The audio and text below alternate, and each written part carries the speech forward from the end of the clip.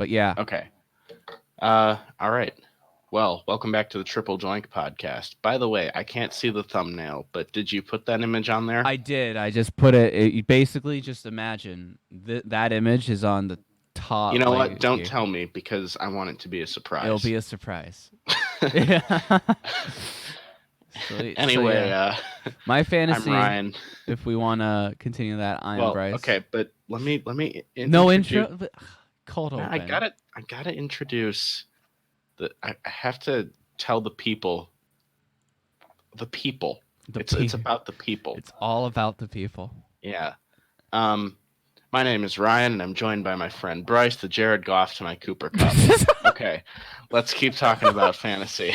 So my season is has reached a point where my two best players are on the bench, and I rely on Gardner Minshew and T.J. McLaurin, who has been the best boom You from mean all Terry the McLaurin? Terry McLaurin. What Yeah, do I say? TJ. Oh, oh. This is Bryce So pronouncing names again. Saquon and Tyreek are both on injured for the next month. Saquon's 4 to 6 weeks, I know. 4 to 8 weeks. Holy fuck! No way.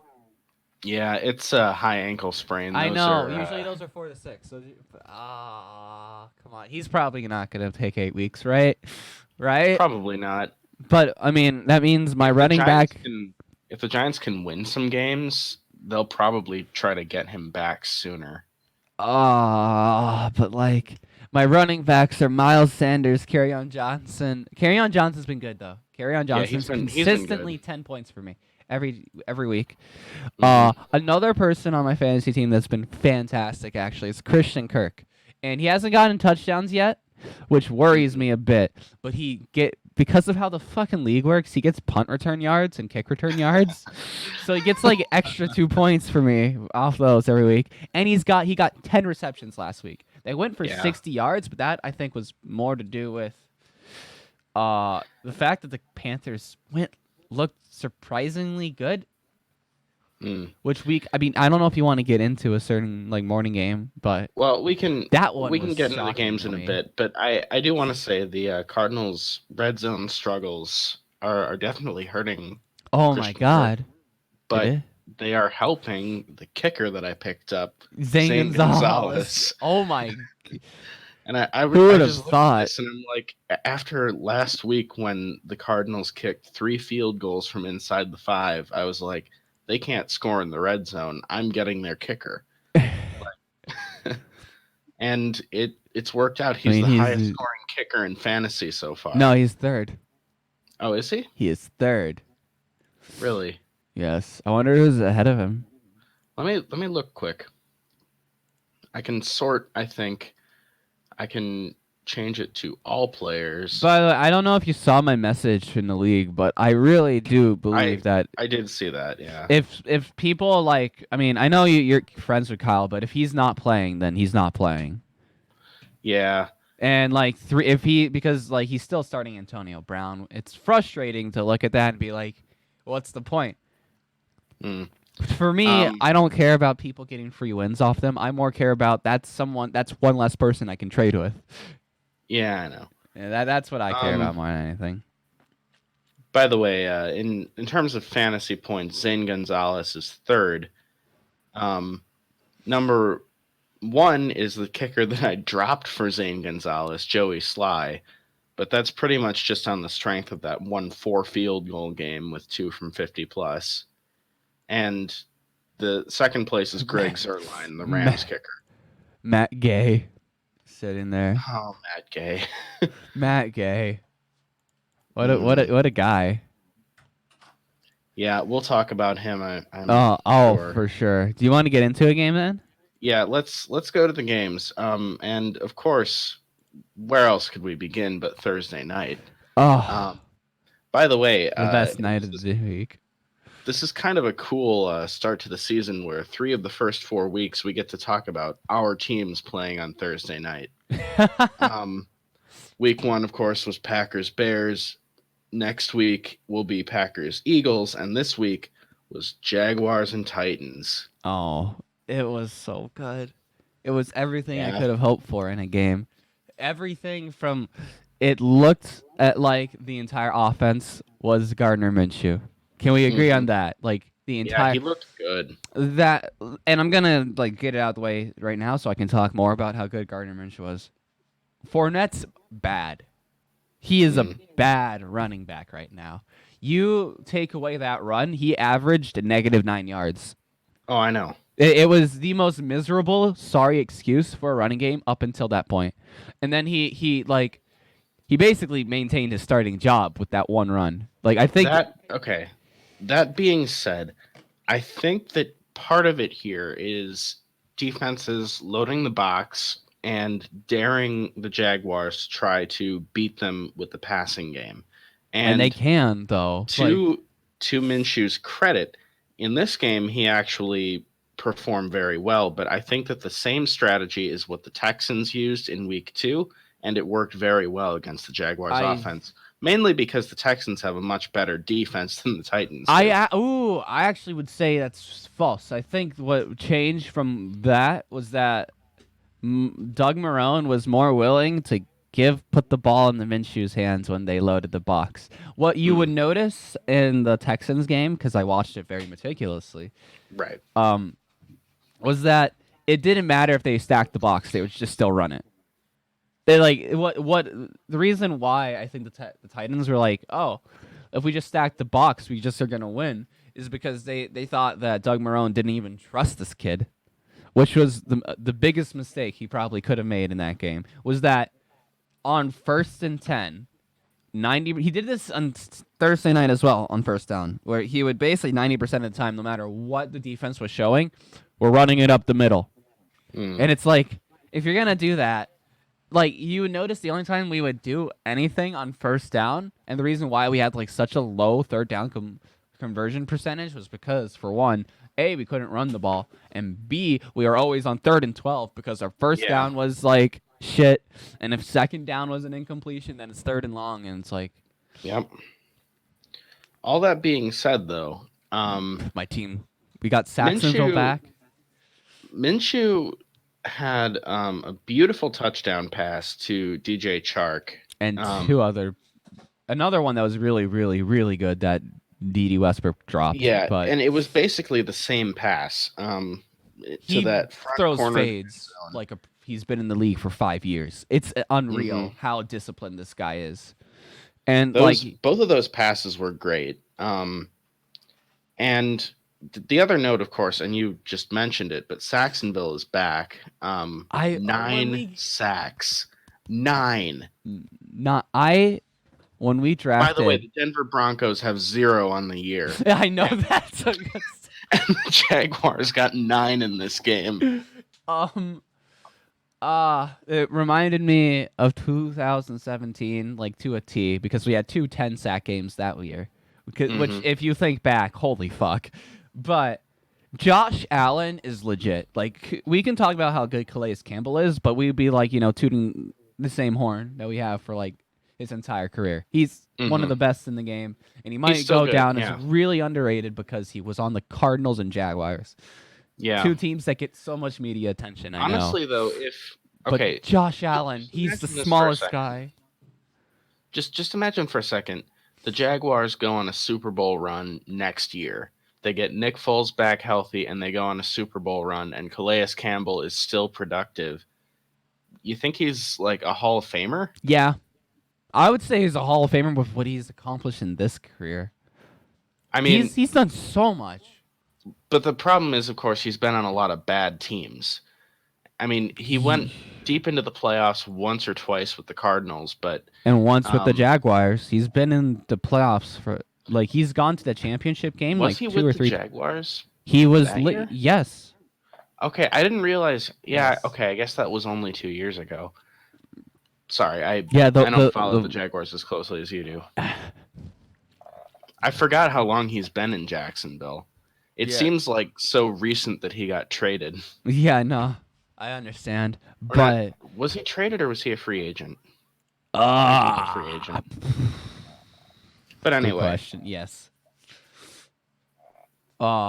I'm just so excited for this team. I'm really, really This so was a really excited. good game for the Jaguars. It Very gives me so much encouraging. hope. It gives me because the division, like I think every team has so much parity in the AFC South because the best Hmm. quarterback is Deshaun Watson and Gardner Minshew. Can we agree Yeah. that? Well, And Jacoby Brissett's actually, also really good. I would say Jake Brisket and Gardner Minshew have both impressed me a lot. Deshaun Um, Watson's really good though. Like he's Watson is clearly number one, I think, yeah. in that division. I will say also the other nice thing is, and we've talked about this before. I don't know if we've mentioned it on the podcast, but the AFC South has this weird thing going where the Colts own the Titans, the Jaguars own the Colts, and the Titans own the Jaguars. Supposedly, but you know who? Supposedly. Anyone who could break that trend, it's gonna So be the mustache. it's really nice to get a win here against a team that you've struggled with in Oh my previous god! years. Like whenever I beat the Titans, it's like it's so much bliss, By the way, so much worth bliss. mentioning the Titans never once beat Andrew Luck Yeah, in yeah. in his career. I just wanted to mention that. He's um, undefeated against the division rival. the only times that they've beaten the Colts were when Andrew Luck was out with injury. Or And they with lost, of course, their first meeting with the Colts this year, last yep. week. It's just poetic, isn't it? Yeah. Um, and then there's just the Texans, who are a complete wild card outside of that weird three-way equation. Um, Oh man. but Yeah, anyway, Texans just kind of any exist. any other thoughts on the Jaguars and Titans? Oh, we might be a 10-win team actually. Like that's like I mean, you're 1-2. we're 1-2, but I'm jumping the gun. You We have the best. if you're going to be a 10-win team, there's Listen, not a lot of room for error. uh Let's calm down on that. we just have to go 9-4. Can we do it? Hey, all I'm saying, uh Sorry, I missed what you just said. all we have to do is go 9-4, and our defense looks like, unless if they play against Patrick Mahomes, probably the best quarterback I've seen in a single season. Like play, like he's so far he's the best regular season quarterback I've ever seen in my life. Yeah. Like Okay. he like the pure dominance this guy brings to the field, which I guess we could segue to that game Yeah. after Why this. not? But I like, mean, I was unless the going to. Jaguars play Pat Yeah. Mahomes, they don't let up points on defense, and now they got a quarterback who they are starting to really trust. So, Okay. by the way, I don't know if you saw Jalen Ramsey was sick, so he didn't attend practice. Yeah. Suspicious. Yeah, everyone, as a Jaguars fan, I'm like, no, it couldn't possibly be fake, right? No, he's actually sick, Right. right? Come on, it's just his well-being, right? Yeah. I wonder. I mean, after a win like this, you have to wonder if. He's Maybe. probably on cloud nine. Come on, Yeah. and it's I just the mean. front office. He loves his team, I think. Hmm. Well. Again, we'll see what happens with Jalen Ramsey. I'm hoping he stays with the Jaguars because I'm rooting for you and for your team. I'm rooting for me as well. Thank you. But anyway, yeah, if you want to segue to Ravens at Chiefs, I mean, we can come back and talk about the Packers. No big deal. Um, Let's but the Ravens and Chiefs was really the marquee matchup of the week. just a bit. Um, and some really bizarre coaching decisions by John Harbaugh in this game. Oh, Uh, okay. So I think the best play of the year, just from like a coaching perspective, was that punt. I mean that onside kick, quote unquote. You know what I mean? yeah, the That drop kick. that almost gave him another chance, like alone. That was the smartest play you could have ever concocted there. Yeah. And of course, And I love drop kicks. we've discussed on this podcast how kickoffs need to go away. But if they were all drop kicks, I would advocate they stay. I love drop kicks. Drop kicks are the most entertaining kick in football, and they never happen. Just Well, throw the ball on the ground and kick it up and hope it goes somewhere. Like that's I mean, yeah, for entertainment value, you don't get much better than a drop kick. holy. But it was so smart, fair. Like the Chiefs returner thought he played it well. Like he's like, oh, Mhm. you're not gonna get this ball. I'm not gonna muff it. Fair Right. catch. You can't hit me at all. And Right. but then he's like, wait, 2:01 on the clock. The 2-minute warning still applies. They stopped Yep. the clock. It's like it's just the amount. Like when you see that go down, you're like, ooh, this is Mhm. football. This is big brain football, though. Right. So anyway, the weird coaching decisions I was mentioning. So Ravens' first possession of the game, they had 4th and 2 inside the Chiefs' 10. And instead of kicking the field goal, they went for it on 4th down. So aggressive. They got it. Then they scored a touchdown and decided to go for 2, which was interesting. And it's a 6-0 game. I mean, why don't you kick the extra point? I don't know. They went for 2. And they failed on that 2-point conversion. Maybe their thinking is just. I think they were thinking what everyone else is thinking. This is going to be like a 40+ point game for each team. Well, and I'll come back to that, but then later, still in the first half, they went for it on another 4th and 2, and this one was around midfield, and they failed. Then they got a bit more conservative on offense, but really their offense was just struggling to move the ball, and at halftime it ended up being 23-6 Chiefs. And then opening possession of the third quarter, what I found interesting is they score a touchdown and kick the extra point. So it's now 13-23. So they kick the extra point to make it a 10-point game. That kind of makes sense. But then the Chiefs come right back and score a touchdown. The Ravens come back and score another touchdown. And instead of, again, kicking the extra point to make it a 10-point game again, they go for 2. You gotta go fail. for 2. And it's like, I don't understand the logic behind kicking the extra point the first time and then going for 2 the second time. I really don't know. It's all in the heart of the cards. It's confidence. I mean, it's and the Ravens blind. actually, I mean, they played better, I think, in the second half than the Chiefs did, but it wasn't enough, and they ended up losing by 5 points in a game where they failed on 3 2-point conversions. I mean, if they get those 3 conversions, that's 6 points. And they lost by 5. So, I mean, I'm not saying that they would have won the game because, of course, it changes a lot of things. Would have won the game. What do you mean? Of course, everything else changes when you change the scoring margin.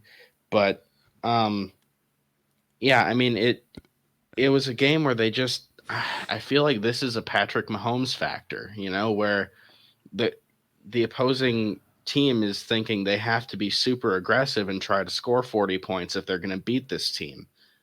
And even when you have the Ravens defense, they just clearly they were not trusting their defense to be able to limit the Chiefs.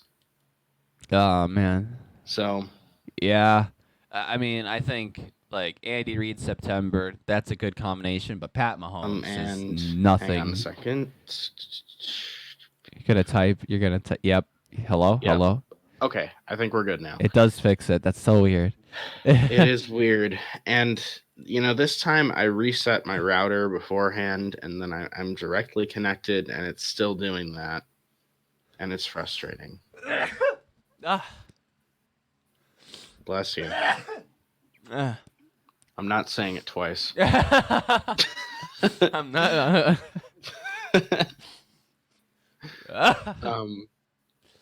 But yeah, Pat Mahomes is insane. Yeah, I will never. By the way, if you ever sneeze on this podcast again, I will not even acknowledge it. Or like at best, you'll sneeze and I'll be like, "Fuck off." That's perfect Um, timing, I guess. yeah. Anyway, Yeah. so yes, Yes. the Chiefs got a big win here. Two 2-0 teams coming in. This, Looks. I mean, both teams look like playoff teams at this point in the season, so this could be huge down the line for tie breaks. To be fair. Sorry, I'm getting issues right now. To be fair, the Ravens might look like a playoff team because A, strength of schedule, and B, strength of division. Mm-hmm. Like, if they were a team in the AFC West, they don't make the playoffs, I don't think. Perhaps. I mean, yeah, you never know. And I mean, the Ravens, you do have a point that they played two cupcake defenses to start the year. So you can't really judge them, I don't The think, on Cardinals that gave up performance. 30-plus points to Yeah. uh, To Mason. what's his name? Yeah, Kyle Allen. Who the fuck is Kyle Allen? The most generic name I've ever heard for a quarterback. Mm.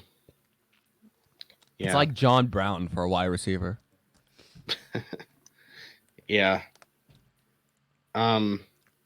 So anyway, yeah, any other thoughts on that game? Any other thoughts on the game? Not really. No. It was Okay, a good well, game to watch. Yeah, it was an entertaining game for sure, and it was good that the Ravens made it close in the second half to keep eyeballs on screens. If it had continued the way it was going in the first half, it would have just been a laugher. But anyway, moving on then, let's talk about the Broncos and Packers. You're living on cloud nine with Pat Mahomes. Jesus Christ. Sorry, what? I keep forgetting you're the one with Pat Mahomes in our league. Oh yeah. Oh my god. Yeah. It's and funny. You got I don't. Shark, which is really funny. Well, and the funny thing about that is I drafted Dede Westbrook and then dropped him for Chark after week 1.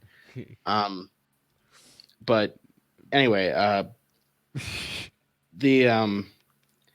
it's funny. I don't normally draft quarterbacks high in fantasy, but like if Patrick Mahomes is sitting there in round 3, yeah, I'm gonna take him. Yeah. You know, I didn't draft a weekly quarterback at all, and it worked out just fine for me.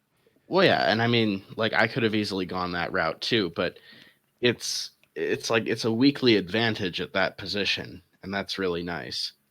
But anyway, yeah. So Broncos and Packers. This was an interesting game, and I mentioned I don't think that I mentioned this on the podcast. I think this was before we started recording. But in fantasy, I have Emmanuel Sanders. Yes. And I benched him this week. You did. Because I thought there was a good chance that Jair Alexander was going to be shadowing him. And he was, and he did. And Sanders had 2 catches for 10 yards.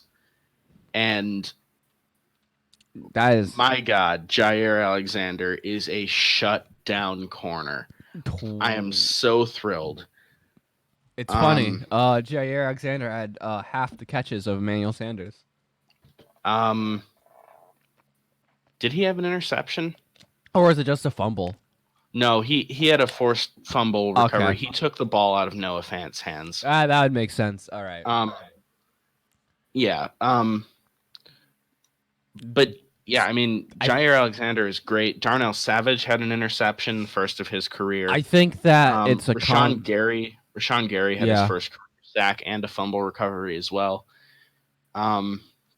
Just great game for the Packers defense. The Broncos offense actually looked good.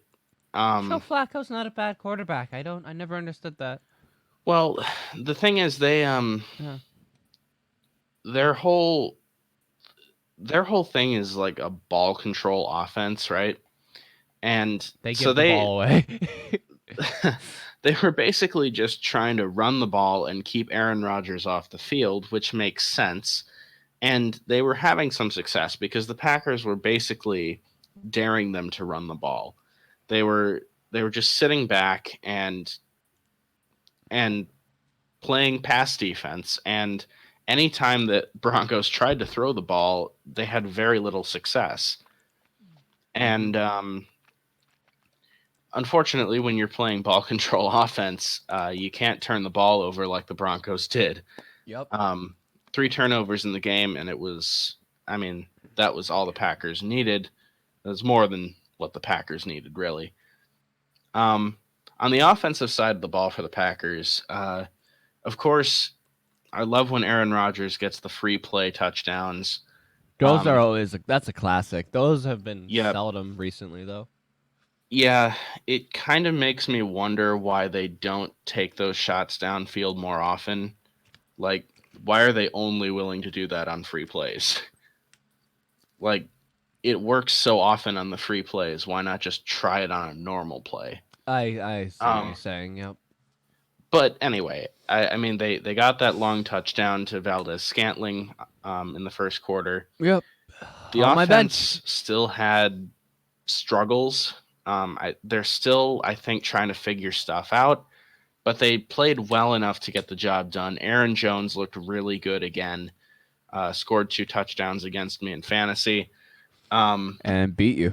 And yeah, I mean, it was just a good all-around game for the Packers, and I'm not too worried at this point about the offense. It's like, at this point in the season, just stack wins, and the Packers have done that. They're 3-0. Yeah, they look fantastic, honestly. And now they get to play a banged-up Philly team on Thursday night. Yeah, Like, this is the Packers are having not only everything for Rodgers is clicking, you know. It doesn't matter if his offense doesn't do well because he's just oh, my defense is just winning. I think the best part about the Packers defense and the reason why Jair Alexander is allowed to be as good as he is the same reason why is it Kyle Fuller on the Bears, right? Mm-hmm. And Yep. Clinton Dix and all these people are allowed to do as well as they did. It's all their free safeties. Darnell Savage and Eddie Jackson are the reason why both these teams are doing as well as they are. These two are the most crucial part of these defenses and how they work, because if you don't have these, then it's really hard to play press with a cornerback. If you don't, because if the guy gets beat on a move, right, they have Darnell Savage over the top that's going to get the entire field because he's just a freak of nature. Mm-hmm. Athletically, and his game awareness is already amazing. So when you have that over the top, it allows your cornerbacks to play press almost every play. And if they can play press every play, then you're never going to get to your wide receiver 1. Your wide receiver 1 is always shut down in an offense like this. Which is funny because Terry McLaurin still had 7 receptions because this guy is still the best player on his offense. We'll talk about that game later, of course. But it's funny because a few years ago when the Packers had Clinton Dix and Morgan Burnett, I remember saying they might be one of the top safety duos in the league. And at the time, I thought they might be number 2 behind Cam Chancellor and Earl Thomas, who are still together in Seattle. And this year's safety tandem for the Packers is better than that. So much better. Yeah. So much better than Clinton Dix and Burnett. The best safety you ever had in my lifetime was named Nick Collins. In my opinion. I remember Nick Collins. He was very good. Darnell Savage is making his case. Darnell Savage looks really good. Yeah, I mean, I'm my super God, excited Darius Smith. Why do you guys get him as well? That's just icing on the cake. That is not. good. How do you not have a single bad player on your in the entire starting roster? Your worst player is probably Amos. Yeah, the strong safety who got an interception in week 1 against his former team. That's pretty crazy. Your defense with an Aaron Rodgers led offense and Devontae Adams and a dual threat running game, It's and like one of the best coaching staffs for an offensive. Like, how does this team not make the NFC Championship? I realized this week, but like our best defensive player last year, Kyler Fackrell, is coming off the bench now. Like seriously, he's coming off the bench as a rotational linebacker, and he was our best defensive player last year. It's insane. But anyway, yeah, I'm thrilled about this defense. I can't wait honestly until week 5 at Dallas. I want to see what happens when our defense faces the Cowboys because their offense looks much better than any of the offenses that we've faced so far. Admittedly, yeah, Mitch kind of looks like, I mean, there are a lot of synonyms here. There are a lot of synonyms here. He looks like a Bears quarterback. That's all I can say about him. You know what? True. True. I give you that. They could have had Deshaun Watson. They could have had Patrick Mahomes. Instead, they traded up for Mitch Trubisky. The most Bears move of all time. Yep. Yeah, and that was the Nick Bosa draft for No. The 49ers, I think. Nick Bosa was this year. Oh. Nick Bosa's a rookie. Was that the year that Joey Bosa was drafted? By the 49ers? By the Chargers. No. No, it wasn't. I remember the Bears traded with the 49ers. And now I can't remember who the 49ers ended up taking it in that draft. But aren't whatever. there 3 Bosas? One's a fullback? I suppose we could look it up. And but I don't think that either of us actually wants to look it up right now. So anyway. Yeah, so we'll move on from this game. But yeah. And by the way, I already mentioned it, but the Broncos defense does not have a sack or a turnover yet. Yeah. Through. And they play the Minshew-led Jaguars next week. Yeah. All I'm saying. I mean, I think we're both hoping. What is the record that Baker Mayfield has for? I'm gonna look it up. Rookie touchdown record. Yeah. 27 touchdowns in one season. Was Baker. Okay. Yeah. Minshew is at 5 over 3 games. If he averages 2 for the next 5 games, that's 10 more. It depends on if they start them. If Nick Foles comes back and they still start Minshew.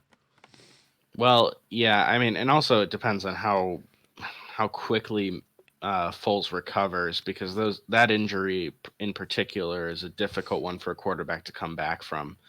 We might see Minshew unfortunately go down in the playoffs and Foles lead the Jaguars to a Super Bowl win. All I'm saying. Yeah. The cards are all laying perfectly aligned. Anyway, there's plenty of time for all of that to play out. Let's move on. Let's move on to the Lions at the Eagles. By the way, before we get into this, I do want to ask, who do you think is the worst undefeated team right now? Okay, it has to be the Lions. Well, okay, let's take the Lions out. Let's just look at the 3-0 teams. Packers, 49ers. Yeah, Chiefs, you've got the undefeated Cowboys, teams right now. Patriots. Right. So Packers, Cowboys, 49ers, Chiefs, Patriots, Bills, and yeah, it's definitely the Lions. I feel like there's one more 3-0 team right now. It's Bills, Cowboys, Packers, Chiefs, Rams, Patriots, 49ers, Lions. I forgot about the Rams. Yes. So let's look. Of those teams, who's the worst right now? 100% the Lions. Well, okay, but take the Lions out. Then it's the 49ers. It's the 49ers? And then it's then the problem is the rest of these teams, and I'm including the Bills here. Notice, I think these might be the best 6 teams in the league. Yeah. Actually, on it's weird because the other teams that you could put up here, I mean, the Saints are meh. The Here's Ravens here's maybe, the way but I look at it. I think that the Chiefs, Patriots, and Cowboys have separated themselves from the pack. Like yes, they're at a whole nother level. yes, they've And separated themselves then from the Packers. funny. Yeah, Um and then it's the Bills, Packers, and Rams and that then are all right next to each other. right, Bills, Packers, Rams are all very close, and then I think the 49ers are We're in a below. tier They're with the Ravens and the Texans and the Colts. I think they're in that yeah, I think I agree with that. that's where I would put them. The 49ers are 3-0 basically off strength of schedule at this point. Which is what we had. Yeah. By the way, They're going to be the most overrated team come December. Watch. next week is our big matchup, Lions Chiefs. I'm And so ready. I am so ready.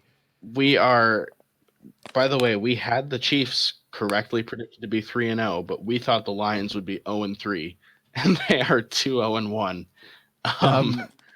In all which- fairness, which just adds more juice to this matchup. which undefeated team will come out of Detroit victorious? It's going to Wouldn't be it a tie. hilarious? Wouldn't it be hilarious if it was a tie? Yeah, 2-2, the best team in football. Anyway, let's talk about the Lions and Eagles. Lions So- took care of business. Holy shit. Yeah, against a really banged up I Eagles feel- team. I have a friend If- that's an Eagles fan. I really... Yeah. I feel bad for the Eagles here because Carson Wentz played really well in this game and he just got killed by drops. And it's because they're missing their top two wide receivers. And I mean they're just so injured and it's just crazy. It's oh man. Yeah. The Lions really didn't deserve to win this, I don't think, but to their credit, they took advantage of Eagles' mistakes. To their And- credit as well. I mean, they it's not like they're a bad team. It's not like they're a bad team. It's just that they're not undefeated good team. No, they shouldn't. They shouldn't be.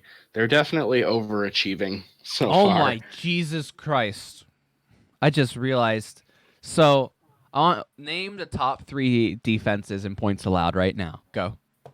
The Patriots. Yes, 17 obviously. That I just looked at that stat. That's unreal. The next 2 have Are already the played. Packers up there? Yes, they are next. That is the Packers. And then the Okay. next team is one they've already played.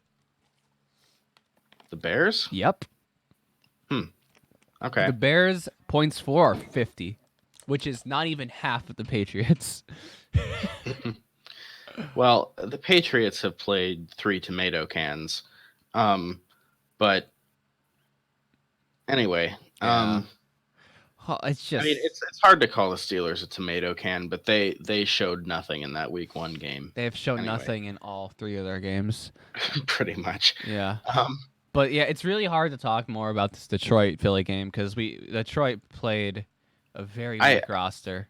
I will mention that the very end of the game. So Detroit is leading by 3, and they're about to kick a field goal to go up 6 with like a minute left, and the field goal is blocked. Malcolm Yeah. Jenkins gets through and blocks it. The Eagles pick it up and return it, and they're down to like the 20-yard line. And then there's like a shitty penalty. It gets called back on a ticky-tack block in the back call on Malcolm Jenkins, who blocked the kick. So that takes them out of field goal range, and they still have a minute to drive down and score. like 20 points, like 20 yards. That's all you needed. Less Yeah, than that. and then the drops and penalties. And okay, the OPI against Darren Sproles was legit. I mean, absolutely. Yeah, he pushed off as much as clearly he probably pushed off. could.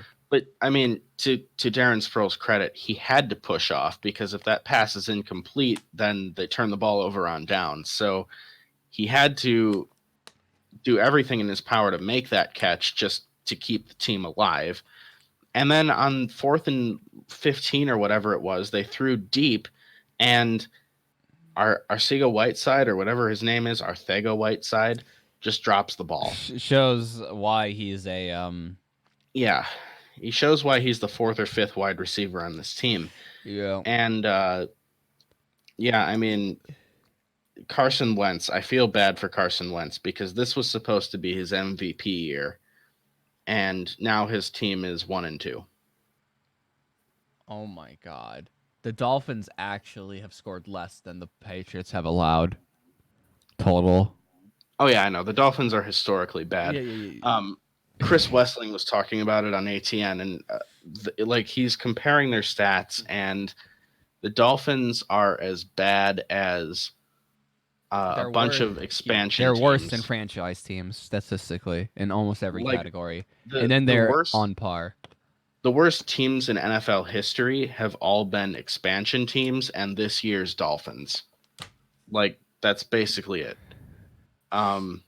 They are historically bad, and we'll talk about them in a bit, but let's move on from Lions and Eagles. Do you have any further thoughts on this? I do not. I believe we can move on. Okay, we can move to the Dolphins game and get it out of the way. It's another morning game. Was it? Yeah. Yeah, okay, we can go to that then.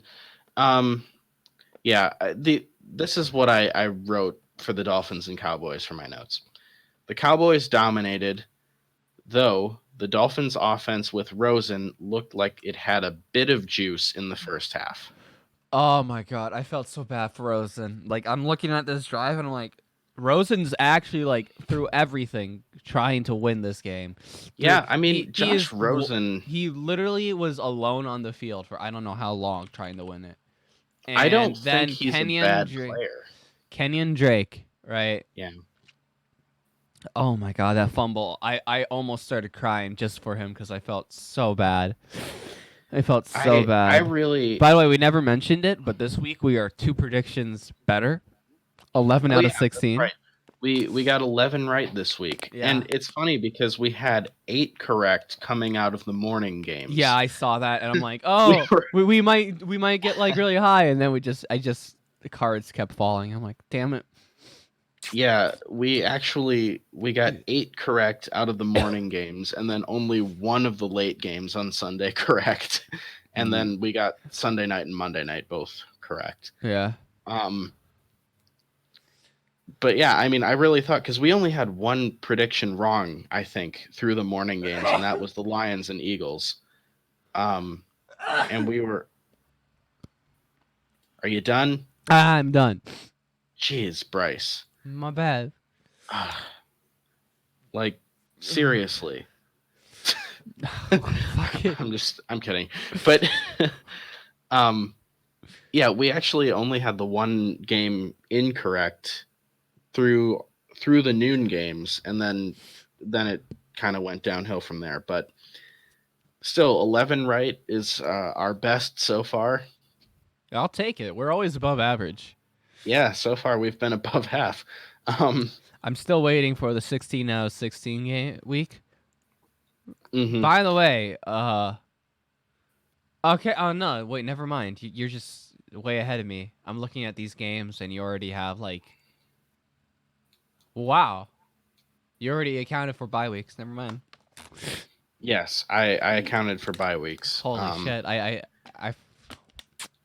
well played. Yep. Yeah. Also, the formula at the bottom, in the bottom left, yeah. Or excuse me, in the bottom right, where it. Hang on, let me pull it up. I'm all the way at the end because I was on the 49ers page. Yeah. So where it says 60.42%, where you are right now. Yeah. The formula in that cell also accounts for bye weeks. So it's not just a simple average of the correct percentages, but it's an actual average. Yeah. It's taking the sums of the correct results and the sums of the games played columns. Right? Yep. Yes.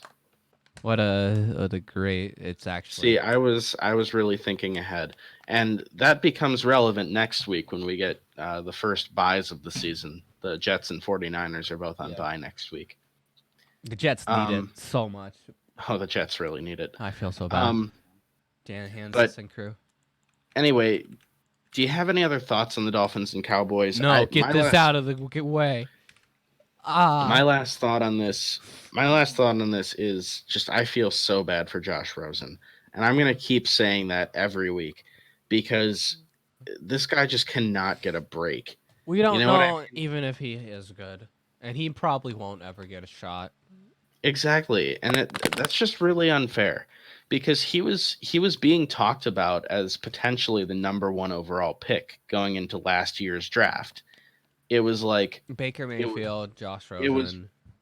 it was Rosen, Mayfield, Allen, and Darnold, and it was like any of those four could be the top quarterback taken, and it just so happens that Rosen ends up being the last one taken.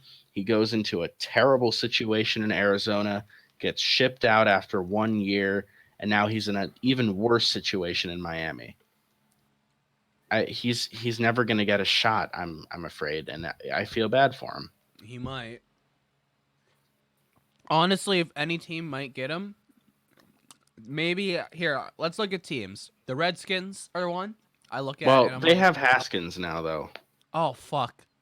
The Titans, The Titans could still go get him. That's Bengals, possible. the Bengals, Bengals could. The Buccaneers could. yeah.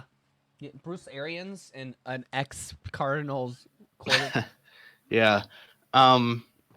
Other teams I'm looking at. I mean, the Patriots could go get him to be Tom Brady's backup.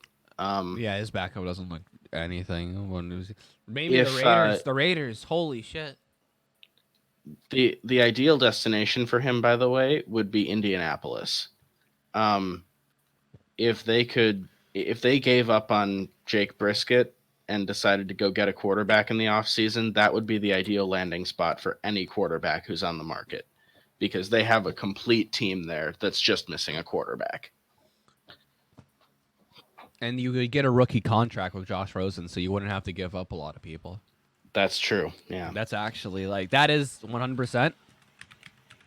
I can see it happening. Do we want to make a prediction that actually happens though? I don't want to predict Rosen going there. I want to say the top quarterback on the open market goes to the Colts. That's my prediction. Whoever that is, that's what's going to happen. But anyway, Do you want to put that in the sheet, Land? I can do that. Yeah, I'll do that in a minute. But let's move on to the next game. Let me see here. Oh yeah. Why don't we move on to the game that you are going to talk about because I didn't watch any highlights or anything. That is Jets Patriots. Well, I don't know if you know this, but there were two Washington State graduate quarterbacks. Yes, I learned that, and I was surprised that you didn't bring it up last week. I knew this going in but there's a reason why I didn't bring it up, and that's because Luke Falk was never good at Washington State. He was never. He's actually he benefited from air raid system. He was the definition of benefited. When I watch Gardner play, it's like this guy is using his own mechanics and the way he looks at reads. It actually looked like a quarterback trying to win a football game, not just playing a system. You know, I think you can actually tell when somebody's using their own raw mechanics. And when somebody's actually using their brain, if that makes sense, on the field. Just subtle nuances, you will never see this guy read a defense. You'll never see Luke Falk read a defense. He's so bad at it. He is so fucking bad at this. He is dog shit. He will look at a defense. He'll look at people all lining up like they're all about to bring the house, and he'll still just run it up the middle or go play action or some shit. It's like, oh my god, this guy is disgusting. He is so bad. I actually have no faith in him, but as long as he stays, everyone will come to know what the term "cooging it" means. If you don't know, cooging it is when the Cougars, they did this actually on Saturday night, because they played the UCLA Brewers, who were an 0-2 team, 0-3 team, I think. Bruins. Yes, the Bruins. I said Brewers. Playing Milwaukee. I said Brewers. My bad. Which, by the way, that's a teaser for our segment later. How have you been? Yeah, I know they made the topic playoffs, like almost guaranteed. the topic of the Brewers will come up. But anyway, they were up by 28 points in the third quarter. They lost the game, by the way. They were if they won the game, they would have been top 10. Now they're not ranked. Oh yeah. Also, speaking of Yeah, top 10, another yeah. teaser for how have you been? The Badger. Wisconsin Badgers will come up. I saw that anyway. game. Man, but Luke Falk represents everything that cooking it is. And the reason why Minshew was great was that he was everything it wasn't. Minshew. I'm Sorry. I'm Anyway, enough talk about the Patriots and Jets. I hope Sam Darnold gets better. Sorry he has herpes. Yeah. But it is herpes, by the way, if you didn't know. No, Mono. it's not. Mono is a strain of herpes. It is. Yes, it is. Yeah. Yes. Okay, fine. Yeah, it you know is. what? Okay. Yeah, not much to talk about. It is worth mentioning though that the Patriots have not allowed an offensive touchdown yet. The Jets' points in this game came off of a muffed punt and a pick six off of the backup quarterback. So yeah, the Patriots still haven't allowed an offensive touchdown in the season, which is Wait. the Patriots defense has allowed 3 points through 3 games. Oh my god. Yeah. I mean, if you want to be generous and count the 2 extra points.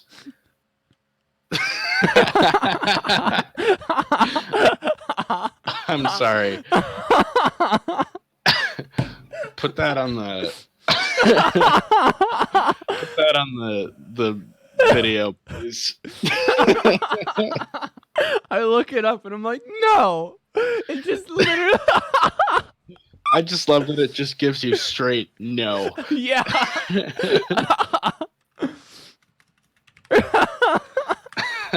I'm gonna. That's hilarious. Don't worry about it. This is by the way, I've been thinking about making a channel trailer, and when I eventually do, I feel like I've got to remember to put this in it. Oh my god. I probably won't. My ever roommate actually told do me it was. He's a kinesiology major. Well, tell him he's wrong. According to Bing, why are you using Bing? I was using Microsoft Edge because Microsoft Edge is the only thing that will run NFL.com, because something with my extensions that block ads and shit make it so NFL.com doesn't work with Chrome. So when I'm my ad blocker in Chrome has issues with NFL.com too, but I'm still able to use it. I can't use it, so I just say fuck it. I have Edge, I guess. I can't watch any videos at all on NFL.com. Oh no, I know what you're talking about. The widgets on NFL.com are terrible, right? Well, yeah, and it's not just that; it's that Chrome thinks that they're ads and blocks them. Here, honestly, if you ever wanna, I'm about to show you something really funny. Do you have an ad blocker? I assume. Hopefully, it blocks all of these. But if you look down at this link, it has all the full games that were on Sunday, each one, and the Thursday night and the Monday night. I don't think it had the Monday night. Never mind. But you can just watch the full replays. This is how I watched 4 or 5 games at the same time, by the way. I was just watching their live, but I would do it a fourth of the monitor was one game, you know? Yeah, cool. And whenever I would go to commercial, I would just mute it. Yeah. Okay, well that's useful. Have to spend a dime. That's useful. I'll probably take advantage of that. But anyway, back to football talk. Let's move on from the Jets and Patriots and talk about another terrible football game. The Raiders at the Vikings. Are we gonna go with it was a Kirk Cousins game narrative? The battle of the sort of pirates. That's what I'll call this. The battle of the But I mean, yeah, you could say this was a Kirk Cousins game, meaning not in prime time, and Whatever. Sunday day game. He plays well, and okay, fine. You could also say that Dalvin Cook is the best running back in football. Yeah, you could also say that the Vikings' running game is just really good. And I mean, this was just. I just wrote down the Vikings just looked better all around in this game than the Raiders did. Yeah, They looked better on I offense. have They a- looked I have a better on theory. defense. I have a theory.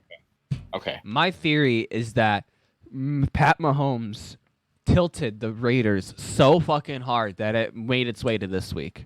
Because they looked so much like it. Like, if you take the first 5 quarters the Raiders ever played this season, they looked like a good team. They looked like they could make a surprise run or something, do anything. did. And then second quarter comes along, and they look.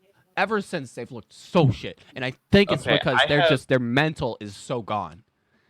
I have a counter theory, which is that actually the Raiders are a terrible team, and they just looked good in Week 1 playing against an even worse Broncos team. Maybe. Maybe. I But I really think the Broncos are all right as well. They're not terrible. They just haven't found their full footing. But Yeah. no, like, The thing Broncos is are they- hard to figure the out. thing about the Raiders is that they actually can disguise defense as well. It's just I think they just execute really poorly. And also, Yeah. does Vontez Perfect basically injuring himself, right? Isn't that what Yeah. happened? Does Yeah, that didn't count? I think he punched an opponent player in the head and hurt himself. Does that count as No, that doesn't count because I believe it was specifically it specifically could not include injuring another player from another team. And even though he injured himself on another player, I don't think that counts. It's sabotaging their here. Let's see the exact wording, because I mean I've already won on that department. You have it was But if I win again, well, what you had said was a Raiders player will intentionally injure another Raiders player and knock them out for the season. and then we just We expanded it though, and we said this could include like getting suspended for something really stupid. Basically, the spirit of it is intentionally sabotages the Raiders. which And is what he did. we agreed that Antonio Brown already qualified. But I don't think this was intentionally sabotaging the Raiders. I think this was just Vontez Perfect being Vontez this was just Perfect. perfect being perfect. But anyway, going back to Also, game, yeah. the Vikings in this game jumped out to a 21-0 lead, just like the Packers did to them last week. And the Raiders just kind of looked like they gave up at that point. I mean, they scored 2 touchdowns. The final score ended up being 34-14. So, I mean, like I said though, the Raiders just looked better the Vikings just looked better than the Raiders in every way in this game. Dalvin Cook almost has 100 yards more than everyone else this year, and he's averaging 6.6 yards a carry. Yeah. He has the highest average of everyone in the top 10. Yeah, I think I had a prediction about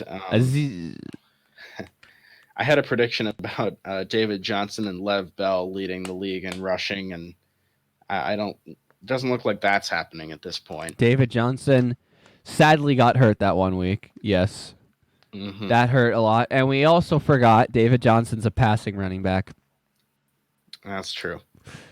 And by the way, if you want to look at the top 50 running backs, number 50 is Gardner Minshew. It's funny. Anyway, so that's Raiders Vikings. Let's move on. Let's move on to the Falcons at the Colts.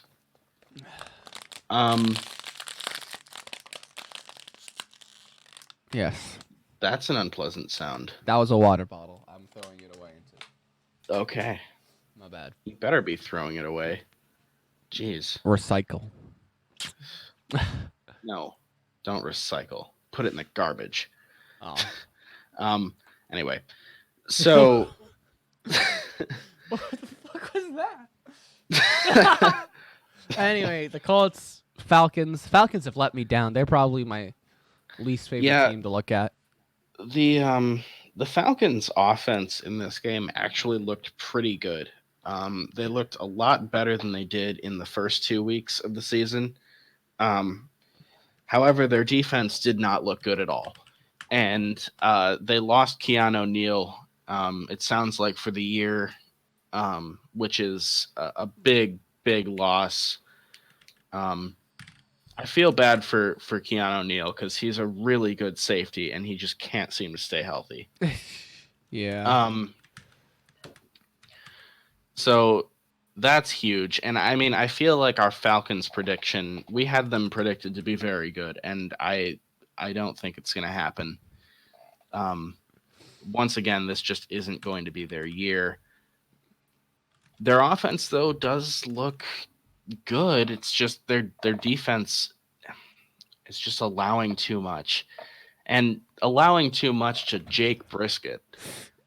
I think Jake Brisket looks good though, so I don't know He if that's does. a He's on the right side of the Dalton line.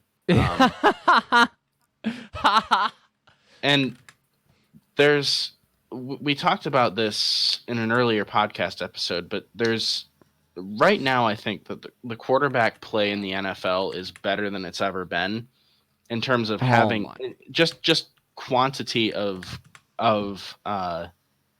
good starting quarterbacks.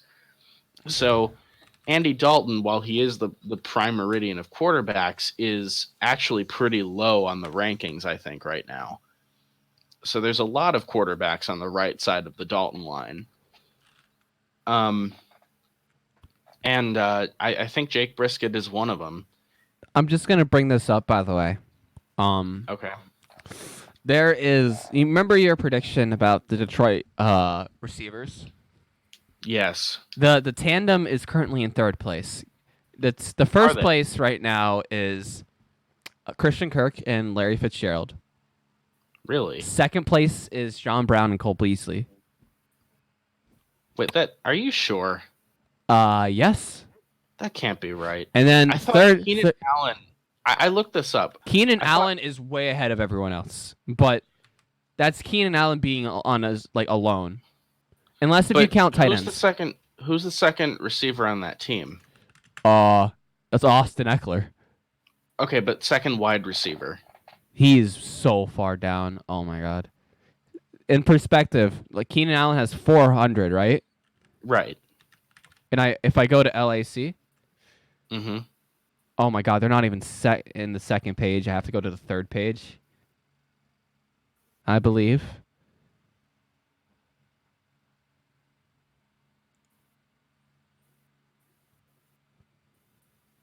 Let's see. I'm trying to see, but NFL.com's not working well. Mm-hmm. It doesn't like me, Because I looked it up, actually. I was looking into that last night, and I just saw that Keenan Allen had more yards, I thought, than the two Lions receivers combined when I looked. Do we count one player being alone in his... Yeah, of course. Okay. Then Mike Williams with him at only 100 yards for Mike Williams, yeah. But that's the Calvin Johnson rule. It's the Calvin. That's one player alone with just some guy as the number 2 right. can still count. But okay, and the Chiefs are. I was looking at something. Different. If you put the Chargers ahead of them, though, the Lions are Cincinnati then in fourth, right? Cincinnati's ahead of them as well. Then Cincinnati. NFL.com I think had it as why were they were ranking it as something else for some reason. I think it's total receptions they were ranking it as, and not yards, and that confused me. But the Lions are in the mix. Yes, they are. But Dallas is ahead of them. I think the problem is for you. The problem's going to be Matthew Stafford's not throwing the ball enough. Well, we'll see how it goes. Honestly, I will okay, it's not going to be a correct prediction unless they are number 1, but I will count it as a personal victory if they're like top 5. What's really another one of your predictions, the Valdez Scantling one. What sucks for you is Sammy Watkins is a wide receiver too, Yeah. Well, and John Ross is a wide receiver too. no, well, okay. Sammy Watkins, if he leads his team in receptions, is not a wide receiver 2. Or in receiving yards, I mean, is not a wide receiver 2. He's the wide receiver 1. But Like, technically last year, even though Antonio Brown was clearly the more talented player in Pittsburgh, he was still the wide receiver 2 behind Smith-Schuster because Smith-Schuster had more yards. Jesus, Keenan Allen is so far ahead of everyone else, isn't he? I know, it's crazy. He has 100 more yards and 10 more receptions than everyone else. Part of this, too, is I feel like there's going to be some drop-off, and, like, these teams that have had an insane first 3 weeks, like Keenan Allen and like some of these other teams like the Cowboys, I feel like will eventually regress a bit, and I feel like the Lions offense is going to be consistent at this level. True. So you never know. True. I don't think there is. I think their floor and their ceiling are right next to each other. Right. That's exactly what I'm saying. So hopefully when things start to even out. And to get back to our game, I guess, the Colts prediction I'm having, where they have a winning record. Currently looks good. Looks good. Yeah, they're 2-1 now, right? And they could easily be 3-0 if Vinatieri hadn't missed some kicks in week 1. Vinatieri's age didn't show. That's another important thing to note in this game. Vinatieri was perfect on kicks in this game, so hopefully he has righted the ship. The blip the blip seems to have passed. Mm-hmm. On to dominance. Yeah, and I mean the Colts are just such a complete team. They play the Raiders next week, which means that I would predict they win at this point. I think so. We'll see what happens. And the only game I care about is Lions Chiefs next week. But so look, this is not a podcast where we preview games. We only react. Exclusively, we react. Because we only do this once a week. So, I mean, we could predict. We could start sprinkling it in. We don't need to explain anything. Yeah. I'm just kidding. Yeah, but anyway, should we move on? Yeah, we can move on. Okay. The next game I have is Bengals at Bills. This was another. If the Bills won in the way the Bills like winning. Yeah. The Bills. Okay. So milk clock. So you know how I mentioned in the Ravens and Chiefs game that the Ravens went for 2 when it was 6-0. Yeah. The Bills did the same thing. It worked. It did work. They made it 8-0. And then, of course, they ended up kicking 2 field goals later, so they ended up with 14 points, and it didn't look weird on the scoreboard. But yeah, I noticed that happening, and I'm like, oh, that's funny. Yeah, but the Bengals. So the Bengals were up 3 late in the game.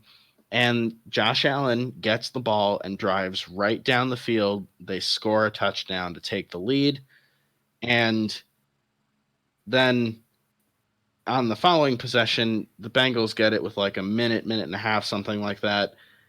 They start going downfield. They have a chance to win it down 4, and Andy Dalton throws a pick. And that's it. And I feel like this game said a lot about Andy Dalton, I think. This is the most boring quarterback in football right now. Right. And it also, I mean, I really like watching Josh Allen play. Such an entertaining dude. He's not always going to be perfect, but he is fun to watch. Like he's gonna make some bad mistakes in every game, but he's also gonna make some great throws, and he's so much fun to watch. Honestly, maybe the most fun quarterback to watch in football outside of Mahomes and Lamar. There's one more. I'm not counting Gardner Minshew. Why are you not counting Gardner Minshew? I like watching Gardner Minshew too. But anyway, yeah, that's all my takeaways really from this game. It was a very close game. As I said, the Bills ended up winning by 4 points in a game where they Holy shit. I just realized something. When it comes to turnovers, guess who's leading the league? Green Bay Packers. Yeah. And guess who has a prediction about that? Oh, wait, really? I have the Packers will lead the league in turnover differential.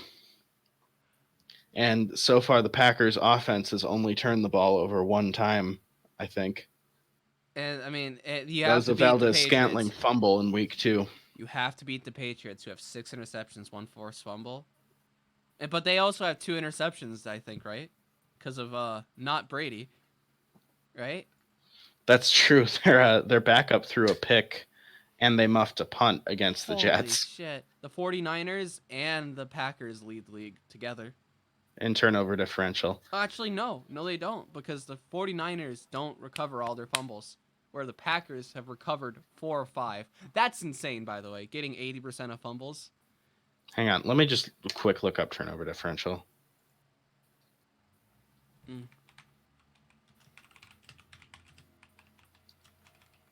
I'm just looking at stats right now. Yeah. Yeah, the Packers are +6 turnover differential. Yep.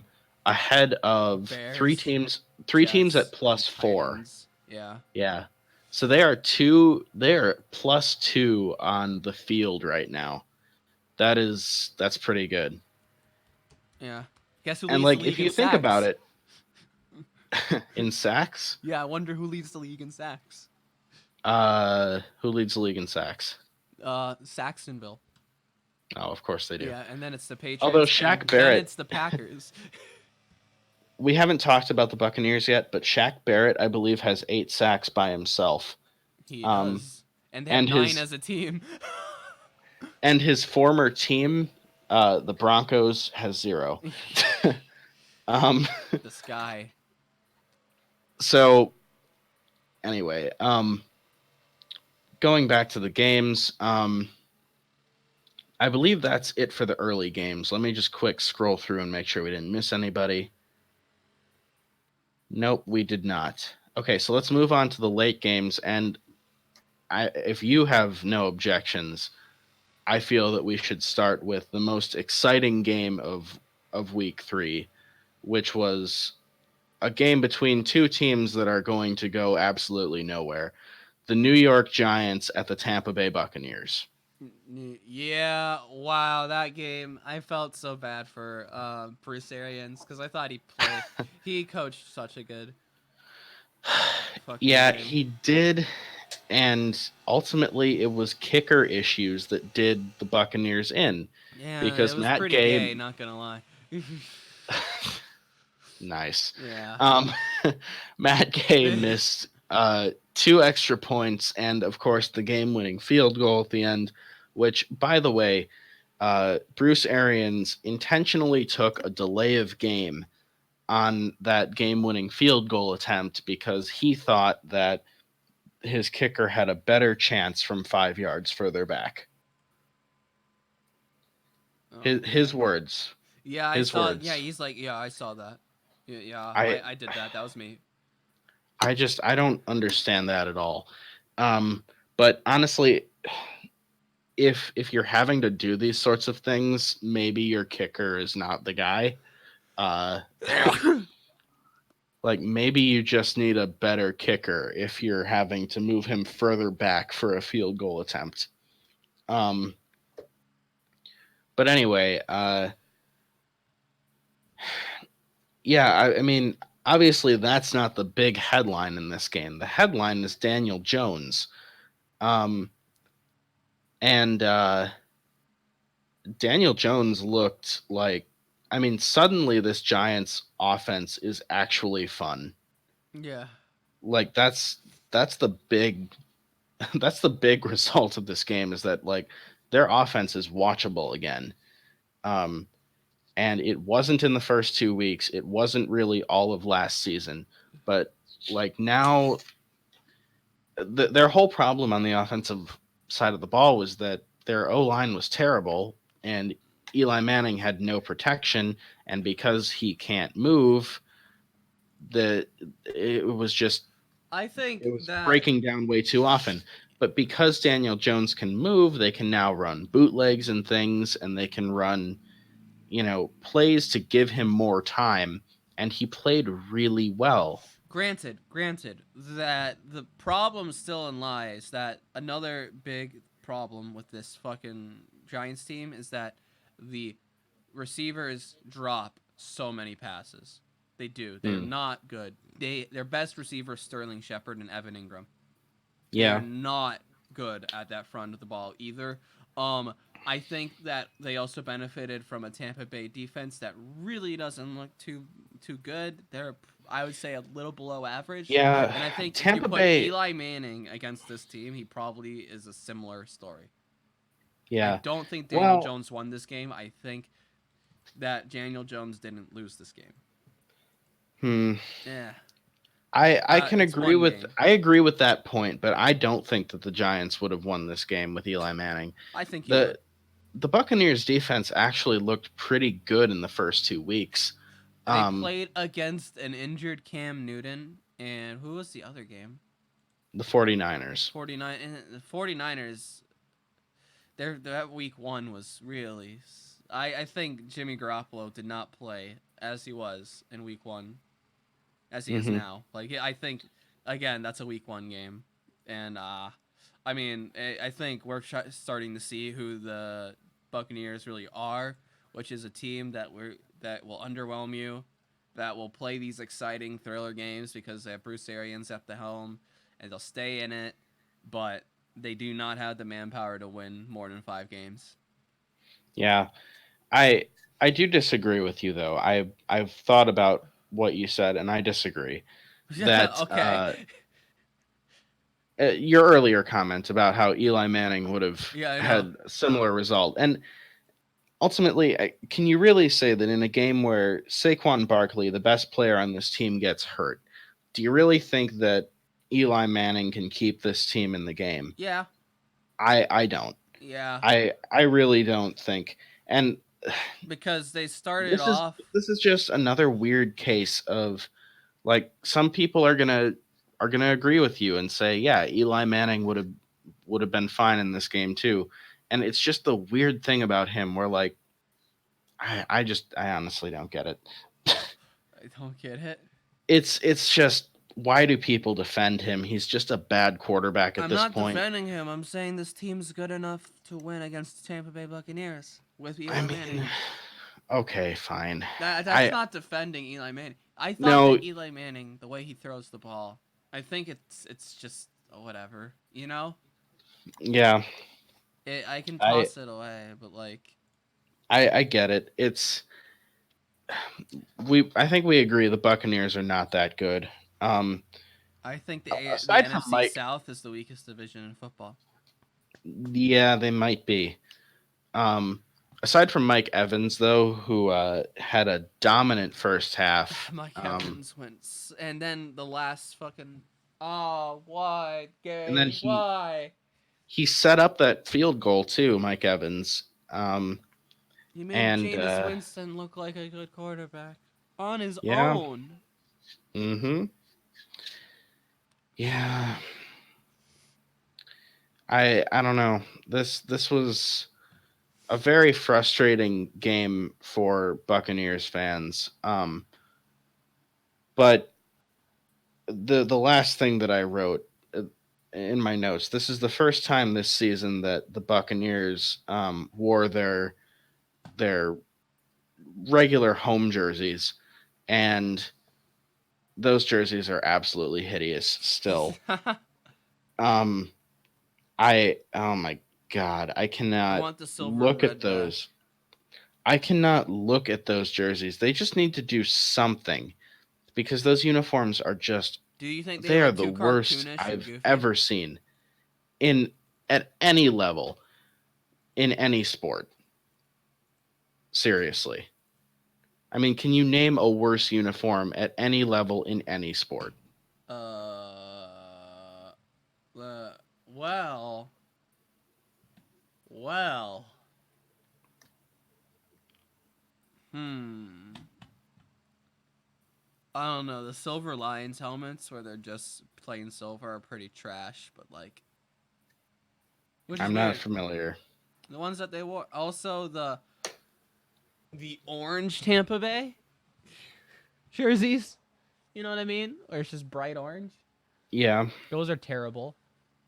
Well, okay, which ones? The current ones No, that are bright orange? the one, yeah, where they look like a fucking peach. Yeah.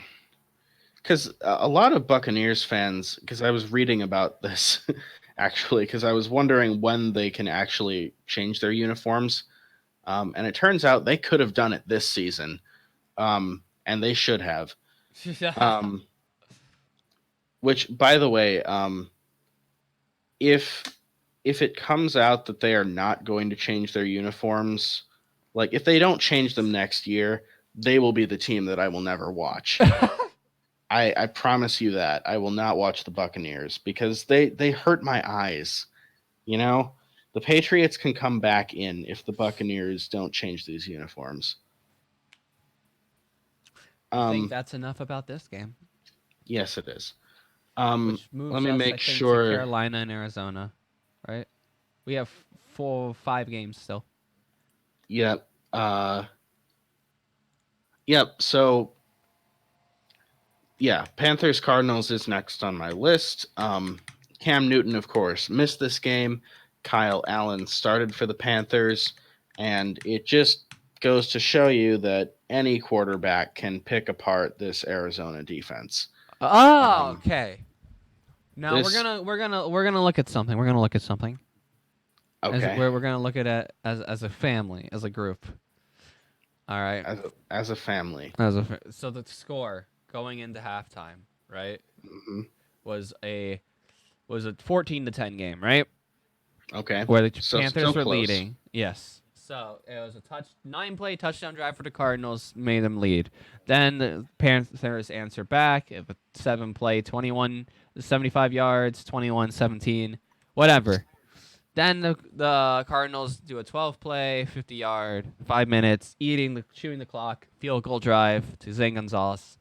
It benefits you greatly. Mm-hmm. Then a Christian McCaffrey touchdown, which, hey, fair enough. That's on them. They 76-yard run to Christian McCaffrey that just lets them. That's a 28-10 game now. All right, it's still one score. Kyle Murray throws a pick, then which gives the Panthers the ball in their red zone, and they could just score 6 plays later. Punt. All right. Interception, field goal, and then the end of the game. Mm-hmm. I don't think the Cardinals' defense is the reason why they lost. I think the real culprit is their rookie quarterback. You're leaving something out here, which is so. What were those scoring drives for the Panthers? Scoring drives, there was one in the first quarter. Okay. You had one touchdown in the second quarter. They were big plays is the problem. 2 of them were big plays. One was a DJ Moore 52-yard.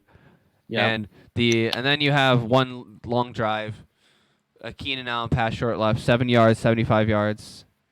Kyle Allen. Yeah, Kyle Allen. Whatever. Keenan Allen plays for the Chargers. Shut the fuck up. I think that if you let everything play out the way that it was supposed to, without these 2 bad turnovers at the end of the game by Kyler Murray, this is a 28-point. This is just a 4 touchdown Panthers team. That's it. Hmm. And 4 touchdowns is 4 touchdowns, but it's not 38 points. That's overblowing it. The Okay. Cardinals defense isn't good. It's not terrible. It's not like anyone can pick them apart. I mean, without Patrick Peterson, because I think they were still out without him, right?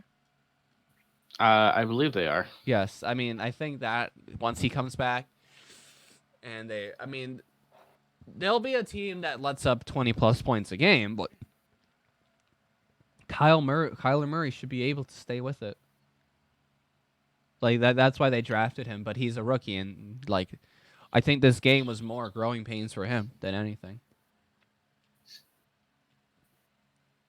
Yeah, Because I was well, watching the game, and the drives at the end, towards the end of the game, were miserable for the Cardinals. Like their offense yeah, I looked mean, terrible. the Cardinals' offense did look bad, and to be At fair, the they end of are. the game, in the beginning, the first 2 quarters, it looked good. That's what confuses me. The thing with this Cardinals team, I feel like if you pick them up and put them in, like in most seasons, this Cardinals team would be the worst team in the league. And fortunately for them, the Miami Dolphins are in the league right now. And the Jets have mono, And the Jets have mono. Their entire team has mono, and they had which is not herpes. I've taken I removed that image like after 30 minutes of having it on. I'm glad you left it up there for a really long time, though. I left it on just to emphasize. But it sounds like Cam Newton's going to be out for a while, and the Panthers' upcoming schedule is at Texans, home against the Jaguars. They lose. No, just listen.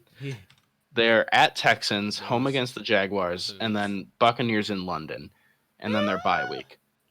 Let's see how Kyle Allen plays against those teams, they're going to lose 2 of those, sadly. Which are decent, I think, or good defenses in all 3. Playing against. I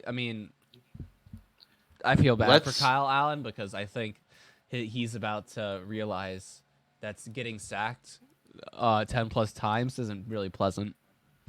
Let's just see how Kyle Allen does in those games, and then we'll decide if it does indeed. I'm sorry, I lost my train of thought. Then we'll decide if this performance is indeed indicative of how bad the Cardinals' defense is. Because I really do think any quarterback could pick them apart, and as soon as Kyle Allen plays a good defense, I feel like he's going to fail hard. Yeah, I agree. It's really crazy, though, that the AFC South has 4 good defenses, if not great. You know? Yeah. Like, it's just good old-fashioned football down there. Mm-hmm.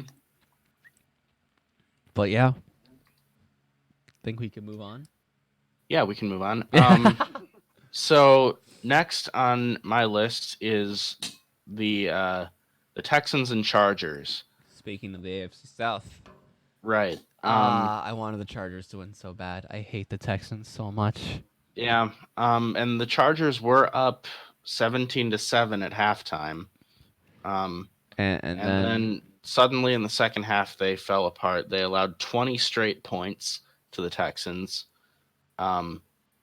which, by the way, was 3 touchdown drives. The Texans missed an extra point in there. Yeah. So it's 27-17 at that point. So Texans up 10. Chargers get a field goal, and they're in position to drive for a touchdown in the final minute, and the Texans defense gets the stop. And that's it. The Texans win. Yeah. And I mean, it was a good second half performance by Deshaun Watson. That was the big takeaway. He played very well in the second half. I don't like the Texans. I know you don't. Why But do I they still- have to win, Ryan? Look, I still like them. They're fun to watch. I don't like them. They shouldn't be fun to watch. You shouldn't like them. They are fun to watch, though. I mean, Deshaun Watson is one of the most exciting players in the league right now. Hope he gets injured. No, I Wow. don't. But yeah, no, I don't. No, I never wish injuries on anybody. But yeah, I mean, if you don't want to talk anymore about this game, we don't have to. But I don't it was like. I was so sad when the Chargers gave up. It seemed like the game was over. Bygones be bygones. There's no way that Texans can possibly come back. I've seen this rodeo before, and I mean, better coach wins. Better coach wins. Yeah. Although I do like Anthony Lynn. I don't think he's a bad coach. He's still the Chargers coach, right? Pretty sure he is. It's a very good question. Who's the Chargers coach? I'm pretty sure it's Anthony Lynn. I'm Googling it right now. Why do I not know this? Yep, it's Anthony Lynn. What to say? Okay. I do think he's a pretty good coach, but he definitely got out coached in this game. So yeah. By the way, this was our AFC Championship prediction from last year, if you recall. I did not. Texans and Chargers. Yeah. Oh man. But anyway, shall we move on? I believe we shall. Do we have the Steelers or the Saints next? Whichever you want to go to. I have the Saints Seahawks.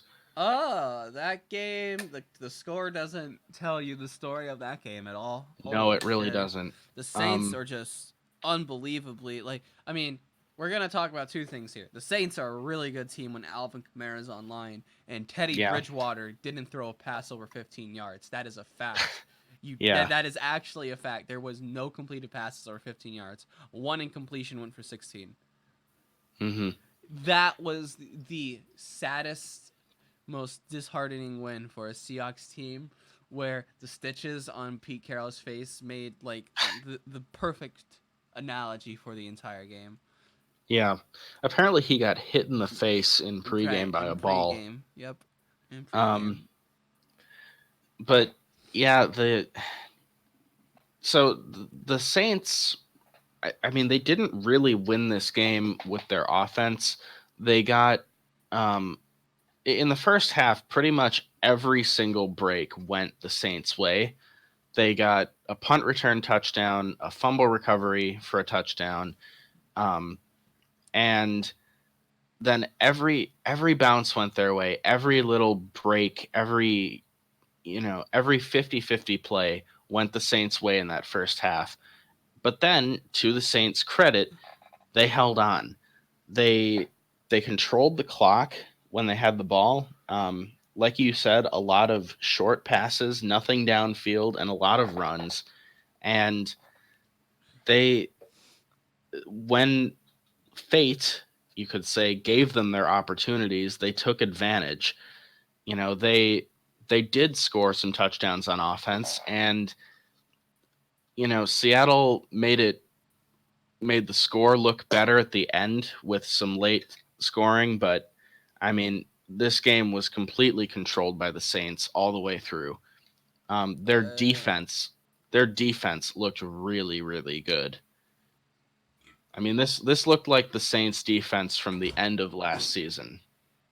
Yeah, and our prediction that the Saints would crash and burn this season, not looking good. Well, not looking good. We'll see. We'll see.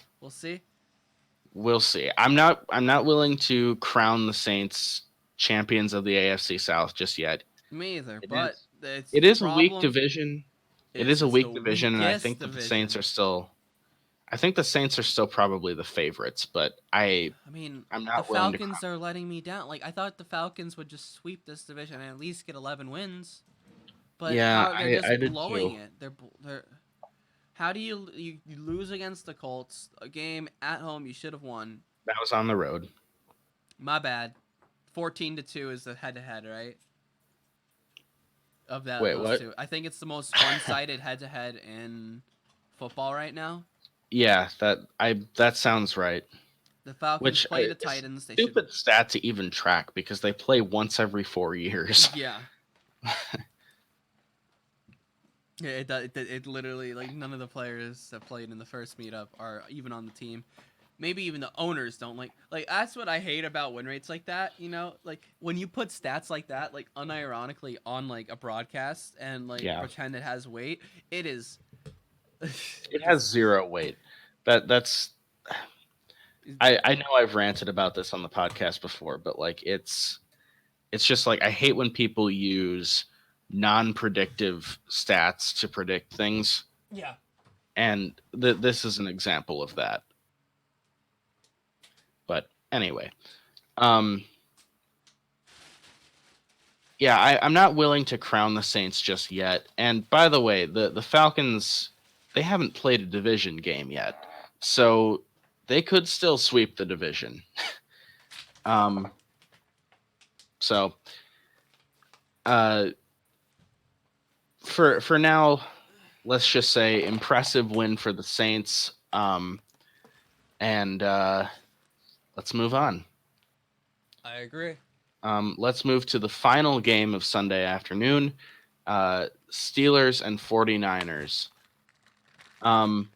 This was one of the sloppiest games I have ever seen And the by a turnover differential. by a team that still managed to win. Yeah. I mean, this was honestly, it's almost impressive to turn the ball over that many times and still win. It shows they were that much the better team. Like the 49ers are just they man for man are a better team, but ball security almost bit them in the ass. Like I looked at the game and I saw they like were 4 turnovers to 0 and it was like only a 6-point game and I'm like, "Oh, they're going to win." Mm-hmm. I looked at it, I'm like, "There's no way they don't win this, right?" And then yeah, I mean, if not for those mistakes, like the final score was 24-20. It could have been 50-20 if the 49ers just had been, not so sloppy on offense. Like their last fumble, I think, was a play where they sent a wide receiver in motion and they snapped the ball and it just hit the wide receiver as he was coming across the formation. that was the funniest and saddest play of the weekend, by the way.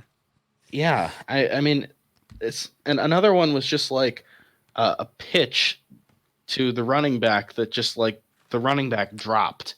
Like, how do you? Is this a professional football team? It is a 3-0 professional football team. Thank you. I know it's crazy that they won this game, but I mean, are they on bye? By the way, they are heading into a bye this week. That's funny as hell because I think their next game, it's a dud as well, right? The Browns. It's the Browns. It's the Browns. And the Browns look terrible. Yeah, it is the Browns on Monday Night Football, Week 5.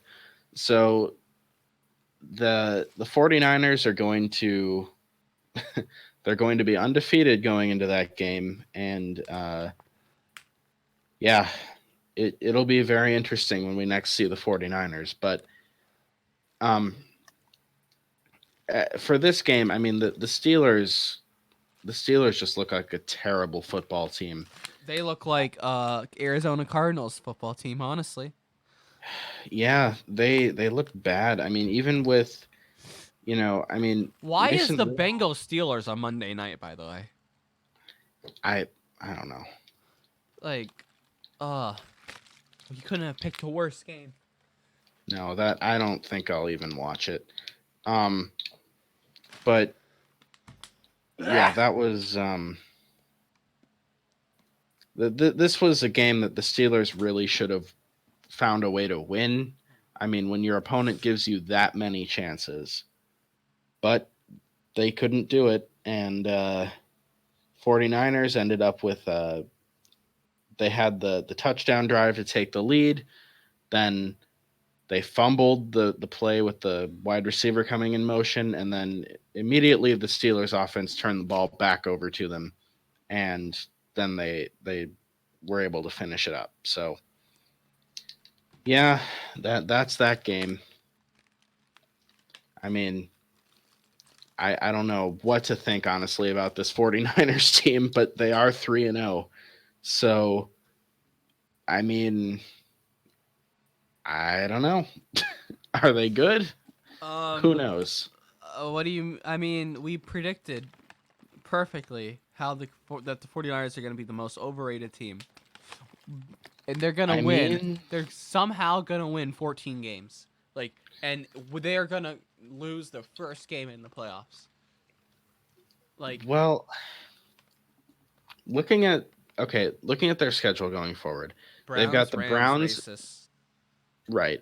Now, we have the Rams at Rams predicted to be a loss for them. We do have them beating the Rams later in the season. But then, I mean, if you look at the schedule, I mean, racists, Panthers, Cardinals. Packers is one I think they should win. They should lose. Yeah. I would say. But like honestly, it's obvious. if we're taking away wins from this team at this point, Yeah. maybe we take away the Rams win. Packers win. Maybe we take away their other win against the Seahawks because we have them splitting with the Seahawks. Yeah, but that one I can even see them winning. Really. And we probably have them lose at Ravens. Oh, but yeah. Whoa, why do we have them winning that one? But like, are there any other games? Like, maybe we take away 2, 3, maybe 4 wins from this team. They're still 10 But and 6. if we take away 4, they're 10-6. They're still maybe a playoff team. Like, they just have such a soft schedule.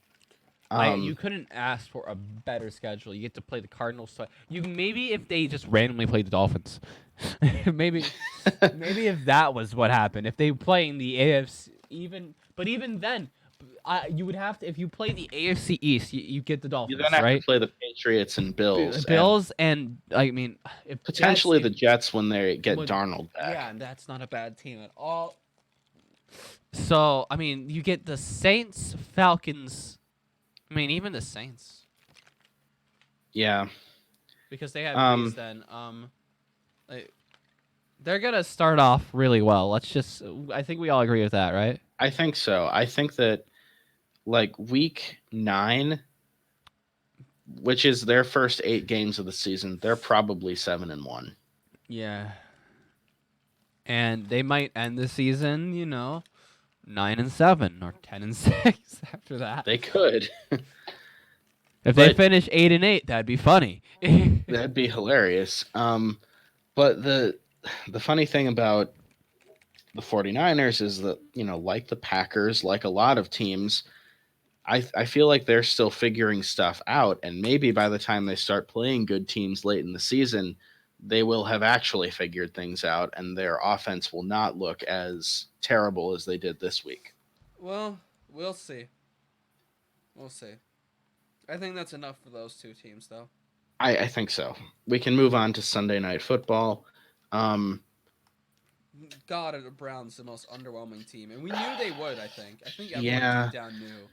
The problem with the Browns, they have so much talent. They have so much talent on offense and nobody to block. They don't have an offensive line. And Here, this is what I said. I'm gonna go back to it. I said it.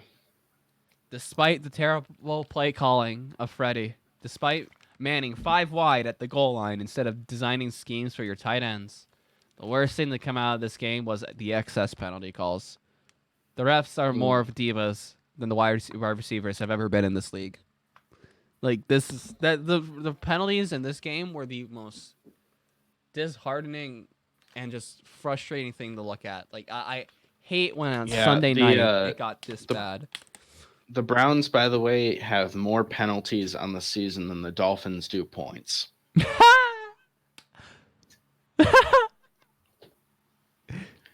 Oh, that's a stat. Yep. Um, so yeah, I mean penalties, of course. I mean this is just bad. I mean, this is a very disappointing team at this point.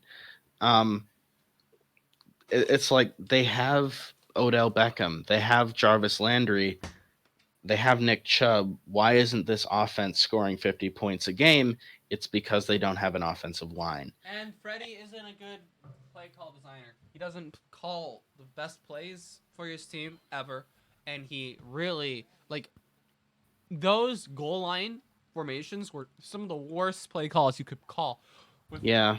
who you have this downfield runner in Chubb, and you have these really like even though Njoku's out for I think this season. He's out for a while. Yeah, he's on IR, so I think at least 8 weeks. All right. Mm-hmm. I mean, they why are you manning 5 wide with a guy who likes bootlegging to his right on the goal line? Just make him go under center and make his fucking call like a waggle concept where like you have these tight ends that just kind of cut down the field and they go out and you have like one like Odell Beckham doing a fade if push comes to shove, and then you have options there, and like at least you can throw it. I agree. Play calling on offense is an issue for this team. And of course, we haven't even mentioned the 4th and 9 draw yet. I mean, I literally think the guy thought it was 3rd down. He didn't think he lost down. I think he did. I think to be fair, there was some confusion where it probably should have been offsetting penalties because of a pass interference that was not called, and in that case, it would have still been 3rd down. But yeah, I mean that's just I don't know. I don't know what to say about this Browns team. Man, they're very disappointing so far. These are 2 playoff teams supposedly. Mm-hmm. And I mean, it played like the Rams were always going to win this game, even though the score doesn't really say that. Jared Goff was the better quarterback. Todd Gurley only needed to run 43 yards. They didn't even really need to run the ball ever. Brandon Cooks and Cooper Kupp and all these receivers outperformed Beckham and Landry. Yep. I mean, it looked like a better team beat the worst team in every regard. Yeah. I mean, and by the way, Cooper Kupp was, of course, injured at the end of last season with a torn ACL, missed the playoffs. And that was a huge factor for the Rams offense. They really, really missed him, and he is all the way back now. I mean, he is when all 3 of these receivers are healthy, I don't know how any defense can cover them. Because I mean, none of them are. It's funny. It's like, who do you man your best guy against? Yeah, that's all a good like question. It's like if you were to put these guys in the I think each of them is a top 30 receiver in the league, but they're all probably like 18th, 19th, 20 or something like that. You know? Yeah. Like it's kind of funny. Like they're all. I mean, I think Cooks is above the other 2 a little bit. I think so. I think if you have a defense like, say the Packers or the Jaguars do with, a shutdown corner, I think you probably put him on Brandon Cooks, but like that's not going to take away this offense's potential.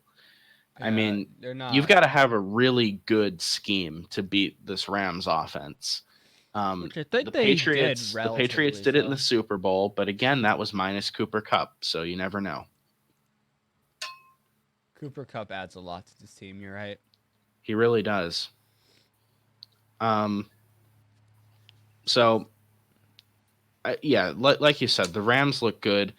I mean, I get that it's the Rams defensive front and it's Aaron Donald, but still, I mean, it was like if Baker Mayfield wasn't getting the ball out of his hands in less than 2 seconds, I think he only completed 1 pass where he held the ball for more than 2 seconds.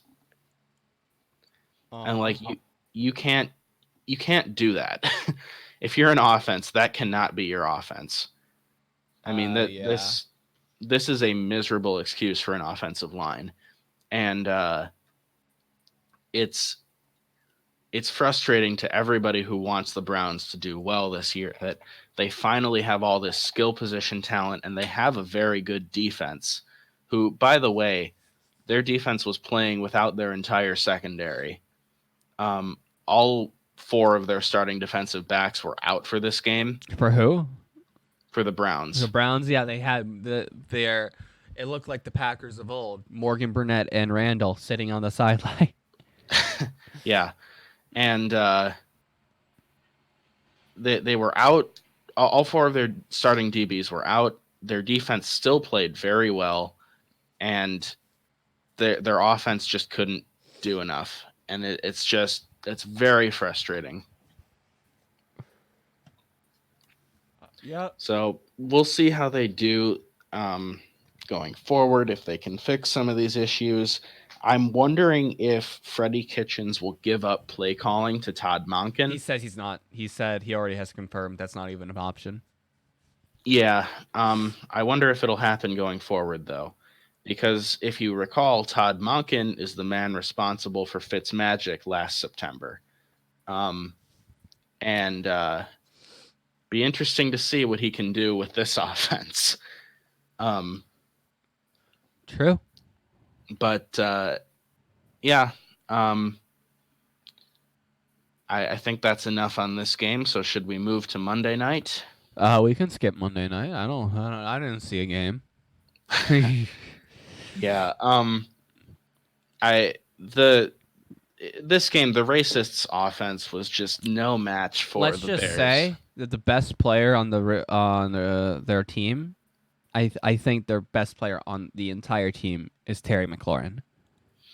Yeah, I mean, I can't really argue with that. Terry McLaurin literally is open on every single play. There was a sequence tonight where he got 3 or 4 balls in a row thrown to him, and he just caught them all because he was wide open against the Bears secondary. Like this guy, if you put Dwayne Haskins in, he's 10 receptions a game.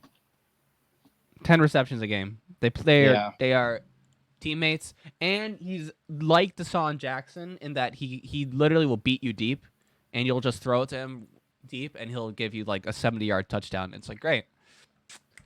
Now you got a weapon on your team now. You got aging Adrian Peterson who can't run anymore. Your Guice is out for the year. You got Case Keenum who looks like, I mean, why is like this guy is reaping in the benefits of that one championship run that failed, got waned out. Like if that doesn't happen, if that reception to Stephon Diggs doesn't happen, he doesn't get 2 years of a starting quarterback job. Yeah. It's insane. Yeah, I'm thinking the Racists may turn to Haskins as soon as this coming week. I mean, Keenum looked bad, and I can understand though not wanting to put him in against the Bears, Haskins that is. Yeah. So maybe they'll turn to him this week. Who are the Racists playing? The Giants. They're playing the Giants. Yeah, the Giants are not a stiff defense. So I would love to see Daniel Jones versus Dwayne Haskins this week. That would be a fun matchup. That would be really fun. I can't wait for TJ McLaurin to get me 3 touchdowns. Terry McLaurin. Why do I keep saying the wrong names? But yeah, I mean, like I said, this Washington offense was just overmatched. Dreadful. Completely. The Bears offense did not look great, even though they the 3 put up a lot of touchdowns. Yeah, and points. there was that one pass that give credit where credit's due. That pass to Taylor Gabriel at the end of the second half. I mean, for second quarter. Yeah, I really mean, good. They made, Trubisky made some good throws. The offense made some good plays. They certainly looked better than they did in the first 2 weeks. But then again, they were playing the Washington defense instead of the Packers and Broncos. So, you never know. But yeah, I mean, like I said, this Washington offense was just overmatched. Completely. The Bears offense did not look great, even though they put up a lot of points. I mean, But yeah, I mean that's all there is to say about this game. Oh, Aside from the quarterback sneak yeah. um, That around was funny midfield. as fuck. Honestly, I feel that's got to be just Case Keenum making a mental mistake. I don't think that was on Jay Gruden. Yeah. Um, I don't think he thought they were near the goal line. I just think that muscle memory took over, and yeah, I mean that's. I mean, it was obviously it was a terrible play, and it's funny, but like, Yeah. I mean, I yeah. think what. Oh, I had a point. My bad. I lost it immediately. Mm-hmm. Oh yeah, no. Monday Night Football sucks. I fucking hate the casters so much. Mm. They were Yeah. so boring, and they were so dreadful, and it made it Mhm. so much worse watching the 40. I mean, fuck the Redskins and the Bears play each other. Holy shit! Just get me out. I felt when I was watching it. Just end the game. Kneel it out. Both teams, please. Well, it's still better than Witten. No. They're both so bad. There's no better. It's just death. Okay. There is no happiness. I think it's better than Witten. I think it's dreadful, and I don't like it. Still, I don't think I'm gonna watch Bengals Steelers this I don't. week. I think we might have the first ever. Well, it looks like through the stats. Yeah, I mean, I'll watch the highlights, but like, I'm not gonna watch the actual game. The by the way, it's really funny to watch. It's funny to watch like game highlights on 2x speed. I feel Um, you. I enjoy doing that actually, especially when the announcers are terrible, because then you can't really understand them that well. um, And if you do, they sound goofy. hmm It's just fun. It's fun to see players run twice as fast as they normally would. Um, but anyway, Impossible speed, immaculate. yep. Um, and by the way, Jason Witten looks like normal speed when you watch him on 2x. Um, sorry, unnecessary shot at Jason Witten. Um, You really don't like the Cowboys. no, I don't. No. But they're in because the Patriots are still out. Yeah, you can only have By the one way, team. we didn't even touch on that, but Antonio Brown is no longer a Patriot. He's no longer in the NFL. He's quitting the NFL. It seems. Yeah, that's going to that's school. what it seems like. So fucking weird. Gosh, I don't you want know, to. No more. I'm cutting it off. Veto. it's funny because our very first podcast episode, if you recall, was called I think it was something like Beckham, Bell, Brown, and other off-season moves. Yeah. And if you look at that now, all three of those teams are doing so badly, right? Yep. And that they're just none of those moves seem to have worked out. I mean, to be fair, Sam Darnold has mono, so like Yeah. Lev Bell could still have a very nice season. But Lev Bell is kind of just sitting here like, so this is my life. yeah. But yeah, I mean it's just man, it's so disappointing for the Browns, and then of course the whole Brown saga. I'm so over it. Yeah. I'm glad he's out of football though. Yeah. I thought you were talking about like the Cleveland Browns for a Oh, second, and I was like, Brown. Yeah. I know. I should have enunciated a little bit better. no, you're good. You're good. It's my fault. Let me take the L. Yeah. Anyway, that's it for the games. Any other thoughts on anything? No, I'm just waiting for football to again this week, and I'm very excited. I'm really glad we're doing this during football finally. Yeah, I know. It's so much better when there's football to talk about. For a football podcast. Yeah. Although I will admit the off season was still fun. It was You know, all right. But safety it's nothing carousel compared and to all this. that. Safety care, yep. It was like the early part of the off season when we first started this was fun, but then like July was dreadful. July and August, even with preseason football, it was just like I don't want to. I mean, we only did 2 podcasts between June and September, so Really? yeah, That's funny. I wouldn't have had it any other way. yeah. So yeah, let's move on then.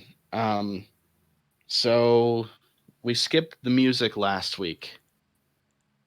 Yes, we did. Would you like to get into that now? Do we get the Foo Fighters and Maudlin of the Well? Yep. All right. Who wants to go first? You can go first if you like. All right. I mean, do I have a lot to say about the Foo Fighters here? I mean, Dave Grohl's songwriting has always been superb. This album in particular, I mean, obviously I have had many of these songs played over my childhood. Monkey Wrench, especially, actually, funnily enough. Mm-hmm. Monkey Wrench is actually like probably one of the I would call it a banger of a song. Like it's actually just like it's just fun. It's just fun. It's high energy. There's a lot going along. There's a lot of bangers on this album, I think. It's a very, very solid album. I mean, 1997. I would say that maybe the sound is a little dated at this point, but other than that, yeah, no, it still holds up. I would still give it like 7 or an 8, probably. Oh, that's good. I like it. I mean, I've always liked the Foo Fighters. Yeah, I mean, I knew you'd like this, and like I said, like it was just one I heard in a while, and I forgot what it was.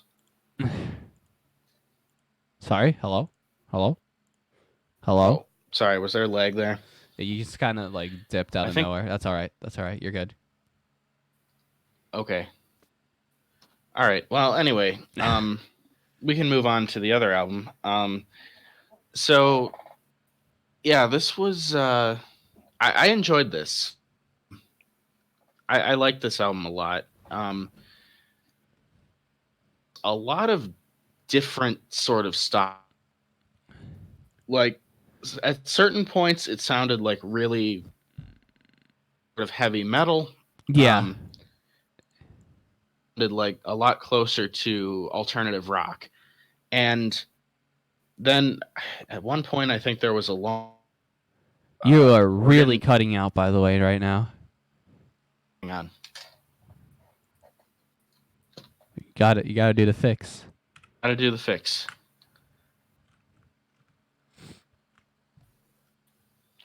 There you go. Okay. How is? Oh, nope. Try talking. How's this? This is all right. I'll just keep talking and try to.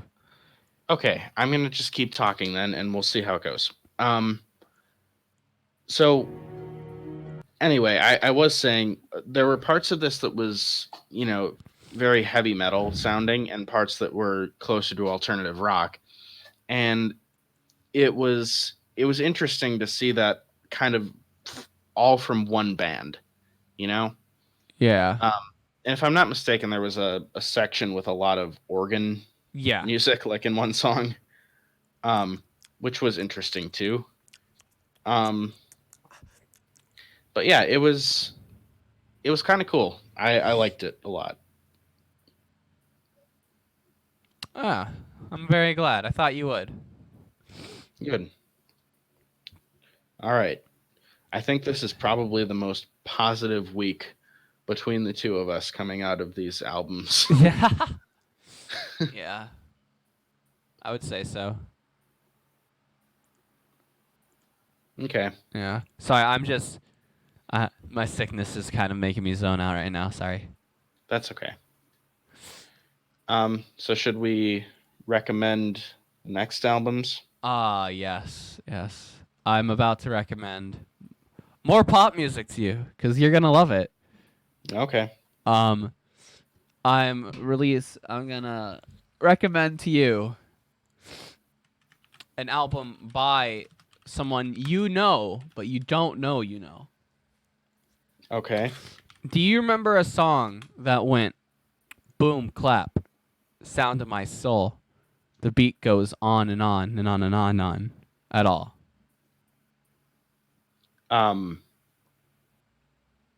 No.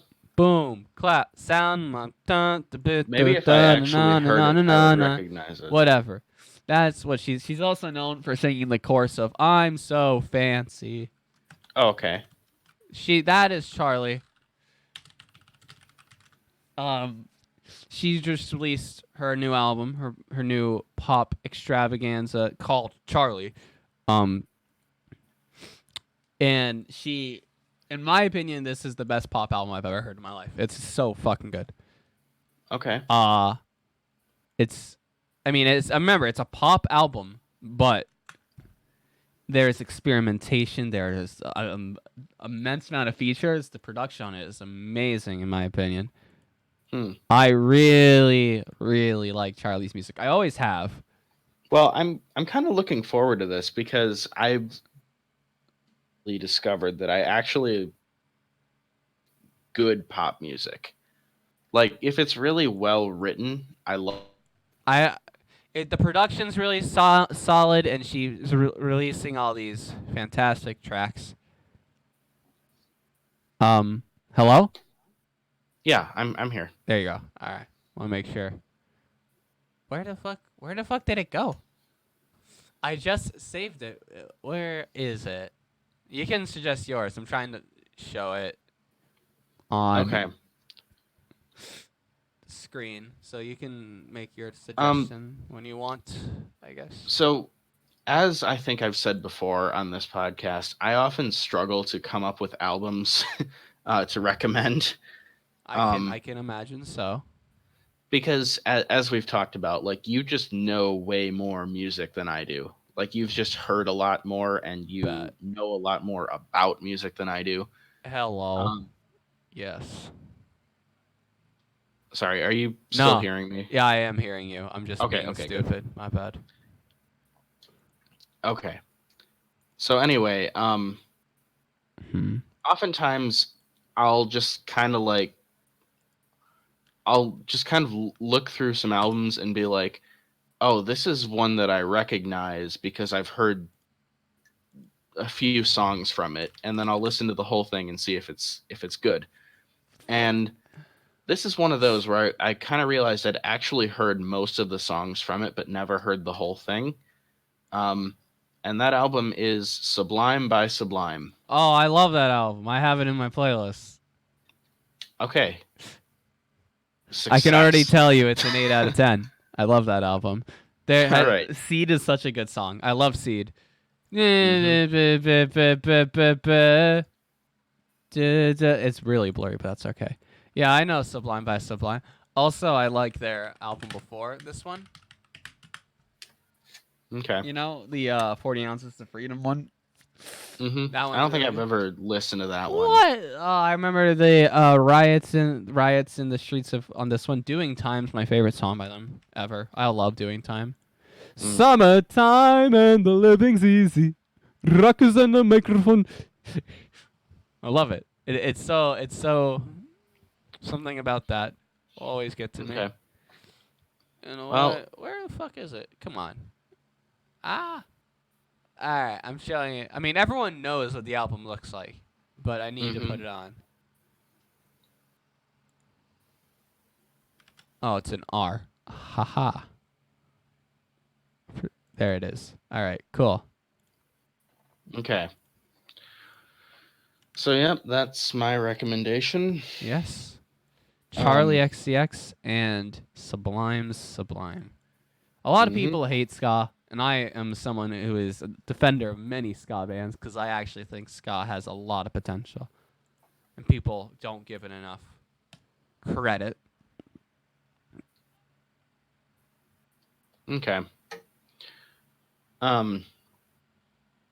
So, all right. I guess that brings us out of music and into our final segment. How have you been? Pretty good. Sick, but like pretty good. good. Still living my life, my best life. Listening to a lot of music, I guess, and watching football. League had its world's draw yesterday. And that was fun to watch with a lot of people. Everyone's saying that the Western teams got groups of death, and I'm just sitting here like, I think they're just better teams now, so I don't think there are groups of death for the Western teams. Mm-hmm. I don't know what that means, but all right. Teams from the West, meaning Europe and America, because opposed to teams from the East, China, Korea, which have historically been better. Okay. All right, cool. So I'm trying to remember right now. I know earlier I said that when the Brewers came up, that was a teaser for this segment. What was the other thing I said I was going to talk about? Badgers. Oh yeah, the Badgers. Right, the Badgers on Saturday. I guess you could say they stunned Michigan. Played really well, won the game convincingly. The Badgers are now ranked number 8, I believe. Yes, they are number 8. They moved up from 14, and Michigan fell from 10 all the way to 20. So yeah, that's cool. As always, I would love to see the Badgers, make the college football playoff for the first time ever. Yeah. But, I don't really follow college football aside from the Badgers, so I don't know. Anyway, the Brewers, of course, and we'll know more next week, because next week, Tuesday, is October 1st, so I believe the MLB season will be over, the regular season. So right now, the Brewers are, I believe, in position. Let me look it up really quick.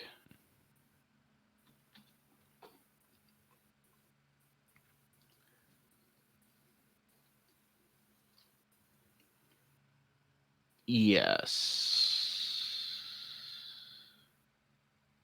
Yes. Yes. Right. The Brewers are like 6 games ahead right now, and they have 8 to go or something like that. Well, they're in the wild card already. They're in the wild card right now. And did they lose yesterday? They would have to lose a lot, I think. Or did they not play yesterday? You know what? Let me just look at what happened yesterday.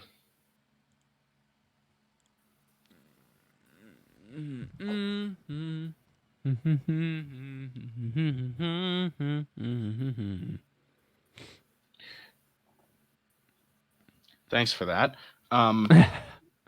Okay, so the reason that they fell from the top wild card spot to the second wild card spot is because they didn't play yesterday and the Nationals won yesterday. So they are a half game back of the Nationals right now. I believe only 1 game back in the loss column though, so that's big. So yeah, they are very likely to make the playoffs, which is shocking considering they lost Christian Yelich the first week of September. Yep, and they have been like insane since, I think, right? And yeah, they have. They've only lost 4 games in September. It's kind of funny. I have a theory now as to why the Brewers were so good last September and are so good this September. And it's that in September, you get expanded rosters, meaning it goes from 25 players to 40. You can call up players from the minor leagues. And with the expanded rosters, I think it gives an advantage to the superior manager. And Craig Counsell is the best manager in Major League Baseball. He's so good. I never question his decisions anymore. Even when they surprise me, I'm like, well, you know what? Counsell knows better than I do. And they've most often seemed to be the right decisions. In a game I watched a few days ago, Council in one inning, I believe he pinch hit 3 different players in one inning and had a guy pinch run, and all of those players that came into the game ended up having either an RBI or a hit or both.